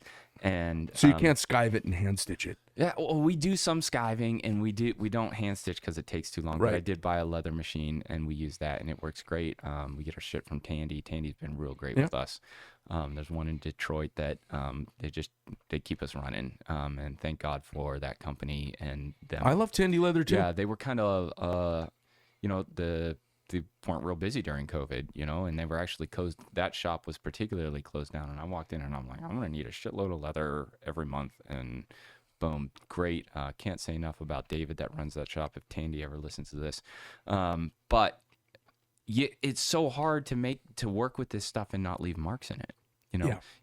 Like, my hands are usually pretty fucking dirty. Yeah. And so it's like dirt everywhere. I've had to find ways. I'm like, okay, I make dirty pattern shit. I squish it into wood grain, right? And then I streak dye it to make it look like it's real wood. And then it doesn't matter how dirty my hands are because you're camouflaging. Yeah, I have to find ways to do that because I'm a fucking mess. That's been one of the challenges in the purse making, because purses have to be perfectly clean and they like a uniform surface. When you fold that stuff, you can't get a weird crease mark, and it's you so can't get easy dust to do off that. the table. The talent it takes to put those together just to handle is them. way beyond. It's so far. And I was actually looking at your assembly department, and I watched the guy sitting there, not even to the assembly, but after it comes out of machining, checking all the holes and the tolerances. And I looked at your tolerance sheet, and there's a number here on the left and a number here on the right, and there aren't any numbers between it on your spec sheet. It's crazy. You can't. It's crazy. You don't accept any margin there. I tell people, and guys always call bullshit on me. I'm like, I'm just telling you, man. Deltronics pins and plus pins. That's that's a very small amount of space. Yeah, I was impressed by that, but I felt like I saw it when I was watching them do that. I felt like when I was watching one of those high-end wallet videos. I'm like, God damn, how do they do that? Well, listen, I have a hard time touching leather and not leaving a mark on it just with my hands. Yeah. So a divot impression, it creates a wound. You know. You see, I I don't know how else to say it, but they've got faggoty milk toast hands. Yeah. I see them Yeah. working leather with these little, Yeah. like, we need those people for that. and I go, Yeah. okay, I got to grow hands like that so I Yeah. can work fine leather, because they have really, Yeah. they're not manly looking hands. They're very jewelry looking hands. You know They're what I mean? very jewelry. Yep. But Absolutely. I'm watching, like, They barely have fingerprints. yeah. I wonder if they sand them. I don't Do know. They? I Do don't they work on know. that? And they probably have a machine where they put their hands into like a humidifier, a moisturizer to make I don't them know. super soft. Do you- They definitely can't also play guitar. Do you use mostly veg tan? Yeah. Okay. Mhm. Well, most of that purse making is it's oil. Chromium Yeah. tan. Yeah. So that's got a little Yeah. different. We use some chromium tan. I actually have an Amish guy in Pennsylvania that makes puts the leather together for me. Mhm. He doesn't have any technology and still uses an outhouse. So when I go there, my kids are like, we have to. Are we going to the place with the outhouse? We gotta pee in a hole, Dad. Yeah. What if I have to number 2? Yeah, just do it in the Just- hole. just aim better. Do it in the hole and put the toilet paper on top of it if you're embarrassed. Just aim better. Yeah. So, but anyhow, he's a great dude and he does a really good job. But he goes out and he sources a lot of that, and sometimes he's and I like that for these. I'm adding a Kydex layer. That's one of those things that like you ask for 5 Greg days. I need 5. I need that. So I got to get back because I need to. I got to finish some shit. I got so much shit to finish. Well, listen. Let's wrap up the show. Thanks for coming in. I appreciate it. Our worlds don't cross that much. No. And I know anybody who's works at Forge goes, oh, they make production knives. Yeah. If you went to a production knife making place like Benchmade, Spyderco, Cold Steel, Yeah. it doesn't look the same. No, it's a different animal. I've been in some. I've been in some factories. I've been in some case places and I've been in some real shitty places. This is scaled up handmade. Not that case is shit. I'm not gonna say that. No, not at all. I've been in their factory too. No, they were very This gracious. is beautiful. I actually used to. I grew up in Meadville, Pennsylvania area. It's called Tool City, USA. Mm-hmm. So I've been in some really nice high-end shops, and I've been in some really rough shops. And yours is immaculate. It's well-maintained machines, well laid out space. It's beautiful. You guys are fucking killing it. Well, it is a bunch of work every day, and it's fun. I love having somebody kind of come in from the other half of the knife universe. The original half of knife making, and I'm in the modern half of knife making, and it's great to shake hands across the bridge. Yeah, you know what? At some point, every knife turns into stock removal. At the end, right? Yeah. I mean, there's no way you're getting around grinding some sort of metal off it somewhere. It's just a percentage. Who gives a shit? The people who argue about that, you're wasting time. Yeah, go make another one. Go make some shit. Stop talking about Well, it. listen, what a pleasure having you in. Thank very you. much. I appreciate it. Hey, sports fans, so that's, you see, we're willing to chat with anybody. And not only that, I love seeing people come in from other corners of the knife-making world. We're in our little corner, and guys come in from, I don't know, I would say... I almost feel like it's the less commercial corner. Mm-hmm. It's the less commercial corner to step in, and we speak a lot of similar language and we've overcome a lot of the same problems, in just a kind of different way, but a lot of common ground. It's fun, and I appreciate you being in. I appreciate you guys stopping by to check out. I hope you enjoyed the episode. We were all over the place, but there's a lot going on with guys that are creative making stuff, and hopefully you enjoyed. Greg Medford from The Greg Medford Show. I'm out.